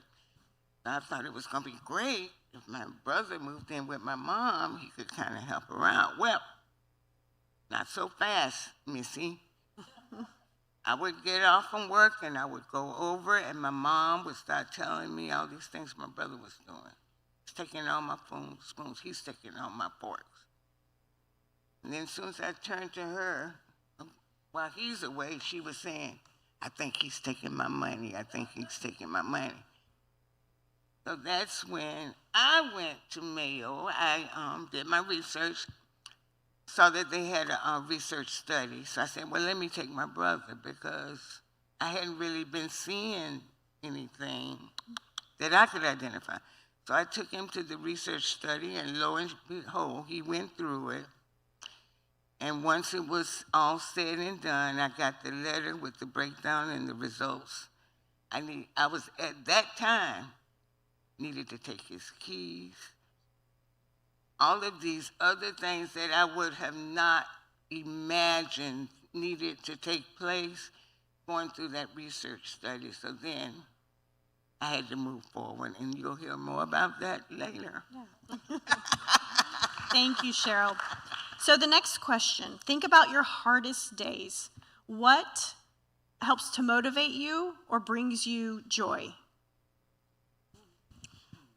My hardest days, honestly, prayer. Mm-hmm. That's the only way, you know, you can really get through it. When I wake up in the morning, sometimes I know, okay, this is going to be a rough day. So I just kind of talk my way through it. Come on, Nicole. You can do it. You got this, you know. And then I ask Alexa, play me a song, because I'm having a hard day today. I got to get through this day. I have people, they need me. I got to show up. I can't let this day be the day that I just have a meltdown. So 2 years into full-time caregiving, and I must say that I have not had a meltdown. So it's got to be working. Can I answer that? Sure, go ahead. So, again, my stance is the same, but a little bit different. What gets me through my hardest days is the ability for me to be human. My daughter, raise your hand, baby. She's gonna say, Daddy, please. My hardest days, I try, as a father, as a husband, I try to put on the strongest face to not let my children or my wife see me not showing up. The hardest, what gets me through the hardest days, of course, prayer, of course, family, the family that is still together. But being able to say, I just don't have it today. And then the people who love me the most, my daughter, my wife, comes behind me, my son, and they put their hand on my back while I'm just at the sink, just pouring, just sobbing. It's okay, Daddy, we got it, we got you. And they cry with me, they stand with me, they allow me to be human, and that's what helps me get through my hardest days, being able to be human and having other humans there being human with me. That's what helps me. I love that. When I saw this question about joy, I had to really dig way deep down to try to determine what really was bringing me joy. I mean, that's my mom. And the day I was at her house and got her all cleaned up, and she was sitting on the love seat, I was sitting on a little stool, I was lotioning her legs, and she started telling me about, you know how I got this on my leg? And I already knew because she told me before. She said, you don't remember when you and I were running in front of that potbelly stove and I fell? She thought I was her sister. Baby, it took everything I had. I'm like, my father had passed away when I was 19. You got to think my mom's now 80. She never remarried. It's been me and you, girl. She didn't drive. And she don't know me. My God. And I was like, it took everything in me not to let a tear come down. That wasn't no joy. And then there's my brother, just the two of us. He's like 15 years older than me. My big brother. I hated when he brought some woman home talking about he was marrying her. I'm like, my brother, you don't need no wife. But anyway, you know, it was just us. Like I said, my father passed away when I was 19 early on. It was just us. And then now my brother, who was always the life of every event we shared. And I'm watching them both. Joy. Yeah, I'm praying. Yeah, I'm keeping it going. People I worked with would have never known what I was going through. Because I'm smiling, I'm doing. Joy. That was hard to find for me. Very hard. Thank you. So the last question, if you could give just one tip to our audience members, what would that be? I would say advocacy. Even if you're caring for your loved ones at home, those doctors need to know who you are. They need to be answering your calls or returning your calls when you're calling to get information. You need to be asking questions about medication. What's it for? Why do we need it? And even if, like in my case, where both my mom and my brother eventually had to be in a facility, let me just tell you, from the administrator whose big office you pass as you're going through, to the janitors that clean the floors, they knew my name. I made sure they knew my name. I made sure the staff, I was connected with them, the CNAs, they knew who I was, and I guarantee you, when I wasn't there, because they never knew when I would come by. I was in a high-ranking job, so I could come late, leave early, take a late lunch, so they never knew when I was going to pop up. But I'm sure they took a lot better care of my mother and my brother than they did some of those people who never had a visitor, etc. Advocate for your loved ones. I'm going to piggyback off of her, what she said about advocating for your loved ones. You have to. I take my residents to the doctor because, like I said, I work for Pine Castle. I run a group home, so, you know, that entails everything, cooking, cleaning, taking them to the doctors. And you would not believe some of the medications that they just try to push off on the residents. And the doctors don't like to see me coming because they know I'm going to question, why is she taking this? Do she really need this? Can we try another alternative? Because I don't like to take medications even though I have to, but I do not like to push medications into my residents or my family. So when I take my grandmother to the doctor, I'm the same way. I need to know why she's taking this. Also, patience. You gotta have patience. A lot of people are always telling me, Miss Nicole, I don't know how you do it. You have so much patience. I say, hey, they need us. If we don't do it, who's gonna do it for them? So you have to have patience. You have to have grace with your loved ones, with anybody that you're working with. Yeah, it get hard. I'm not gonna say it's not gonna get hard, but you just have to have patience and grace for everybody that you're working for. Mm-hmm. Yeah, and Mark. Okay. So I will piggyback off everything these ladies said. From advocacy, they need a voice. Sometimes you have to be the voice in their own home. You have to be their voice. So advocacy, patience is huge when you have situations that you've never dealt with before, and it pushes you to the end of your current understanding, your current level of grace. You need that patience, and sometimes that is a supernatural thing. I'll just say it. It's not just, you don't just come, you're not just born with that kind of patience. It's given to you for the assignment, is what I believe. And the last thing I'll say is advocacy, patience, and self-care.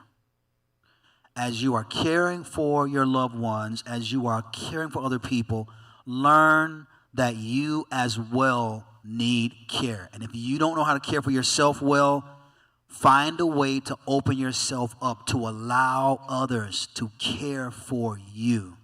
So that's what I would say. Thank you. What a beautiful thing that each of you have been through similar, different situations, but that you're able to impart your wisdom and experience on everyone else. So thank you, Nicole, Cheryl, and Mark, for sharing with us today.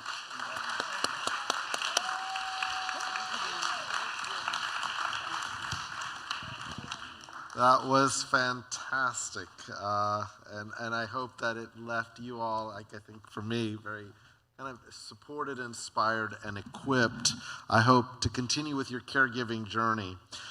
Before we get to our last presenter, I want to kind of do a couple things. First, let me thank our sponsors once again, WJCT Public Media, ElderSource, Alivia, the Arthur Vining Davis Foundation, Brooks Rehab, and Comfort Keepers. Let's give them a big round of applause for their commitment today. I also want to make sure that we give a good round of applause to all of you, the caregivers, because your loved ones thank you, we thank you, your community thanks you. This is time to thank you for everything that you're doing that way, so that's always huge. I also want to remind folks that there are surveys at your chairs. Please take a minute to share your thoughts about today, suggest topics we didn't cover or haven't covered. We are already planning a next round of caregiving events, and we'd love to hear from you about what you'd like and what you need to learn more about. And just a reminder, events like this are important to you. Please consider becoming a supporter of WJCT Public Media. You can do so by visiting wjct.org/sustained.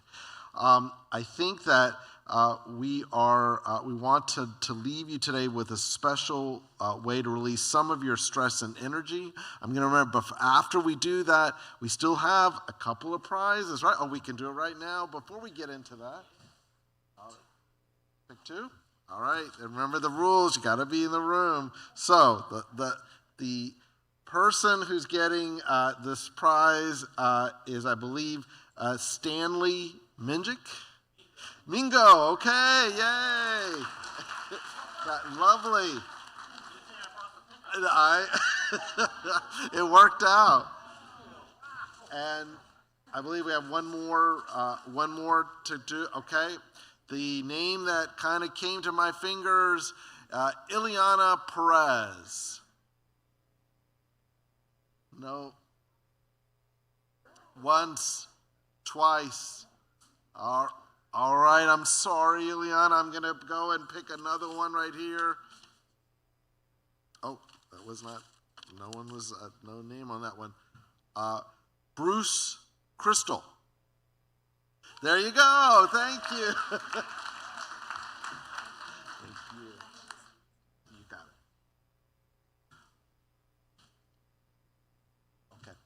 Now, we wanted to leave you today with a special way to release some of your stress and energy. So joining us to lead us in a quick exercise in laughter yoga is Amanda Jones. Yay. Amanda Jones currently serves as the lead care navigator for the Florida Department of Elder Affairs Care Navigation Program called FACE, or Florida Alzheimer's Center of Excellence. Amanda started working for the Department of Elder Affairs in January 2024 after previously managing 6 of St. Johns County Council on Aging centers. I'm going to turn it over to Amanda. Thank you very much. Hello, everybody. Hello. I know you guys have had a wonderful day. I know it's been long, so we're going to leave you with something fun. Has anyone ever heard of laughter yoga? Yes? Okay, perfect. Has anyone ever done it? Once? Okay. Well, we are all going to try today. So just a quick kind of recap of what laughter yoga is. We call it laughter yoga because it combines laughter exercises with yoga breathing, so like a deep belly laugh. So we aren't doing any bendy poses today. By doing this, it brings more oxygen to the body and brain, and that makes you feel more energetic and healthy. The concept of laughter yoga is based on the scientific fact that your body cannot differentiate from real laughter and fake laughter, as long as you're willing to do it. So I know there's days you don't feel like laughing, but there are health benefits to it, whether it's real or not. So I ask that you all participate, willingly participate. And in between, I'm going to do a couple exercises just to show y'all. I would like you to participate in between when I go from one to the other. If you all can join in with me, and we'll change the exercise by going, very good, yay. Can y'all do it with me? Very good, yay. All right, perfect. I think you're ready. All right, so I know we all don't stretch enough, and it actually feels good to stretch. So if you can right now, if you can stand, if you can't, that's okay. But why don't you reach up and take a great big stretch as high as you can, maybe sway a little, side to side, stretch, maybe lean down a little bit. Let's do 4 of these. So however you want to do it, just big stretch. Pretend like you're opening like big curtains. Oh, doesn't that actually feel good? I don't think we do this enough. We don't at all. So remember to do this, okay? So make sure you get 4 big good ones in there. All right. Very good. Yay. All right. You can sit down if you'd like, but you guys are going to repeat after me. All right? Ready? Ha, ha. Ho, ho. He. Ha, ha, ho, ho. Ha, ha, ho, ho. He. Ha, ha, ha. Ho, ho, ho. He. Ha, ha, ha, ha, ha. Ha, ha, ha. He.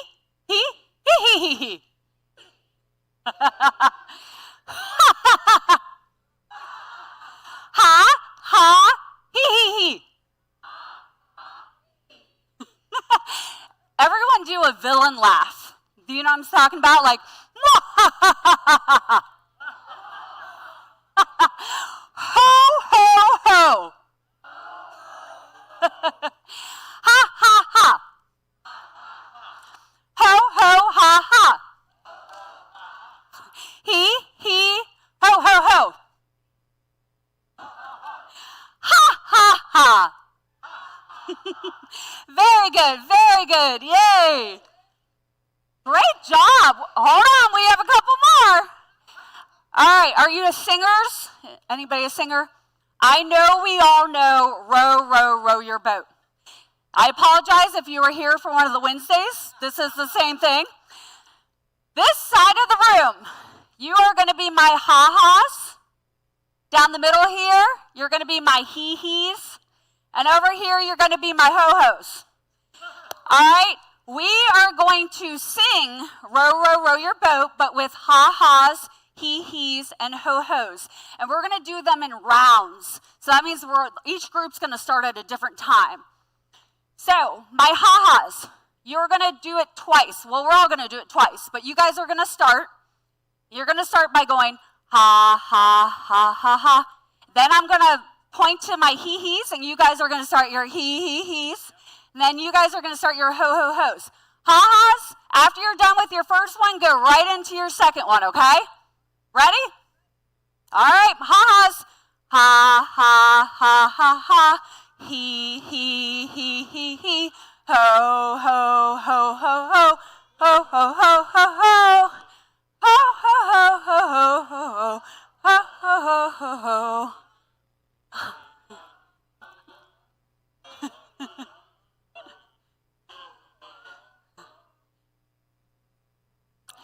Very good, very good. Yay! Great job, everybody. All right, we're going to stop and take a breath again. Does everybody like coffee? All right, close your eyes. If you're standing, be careful, or sit down. Close your eyes and imagine it's first thing in the morning and somebody's already up in the home brewing some coffee. Well, that's not really what I wanted to do. Okay, you wake up, close your eyes, you go down to the kitchen, and you open up, let's just pretend like it's Folgers. And you open up that Folgers, and you take a deep breath of that coffee. How good it smells. So let's open up that coffee container 3 times. Make sure you get a big, deep breath. So breathe in a great big breath and just let it all out. Do that 3 times.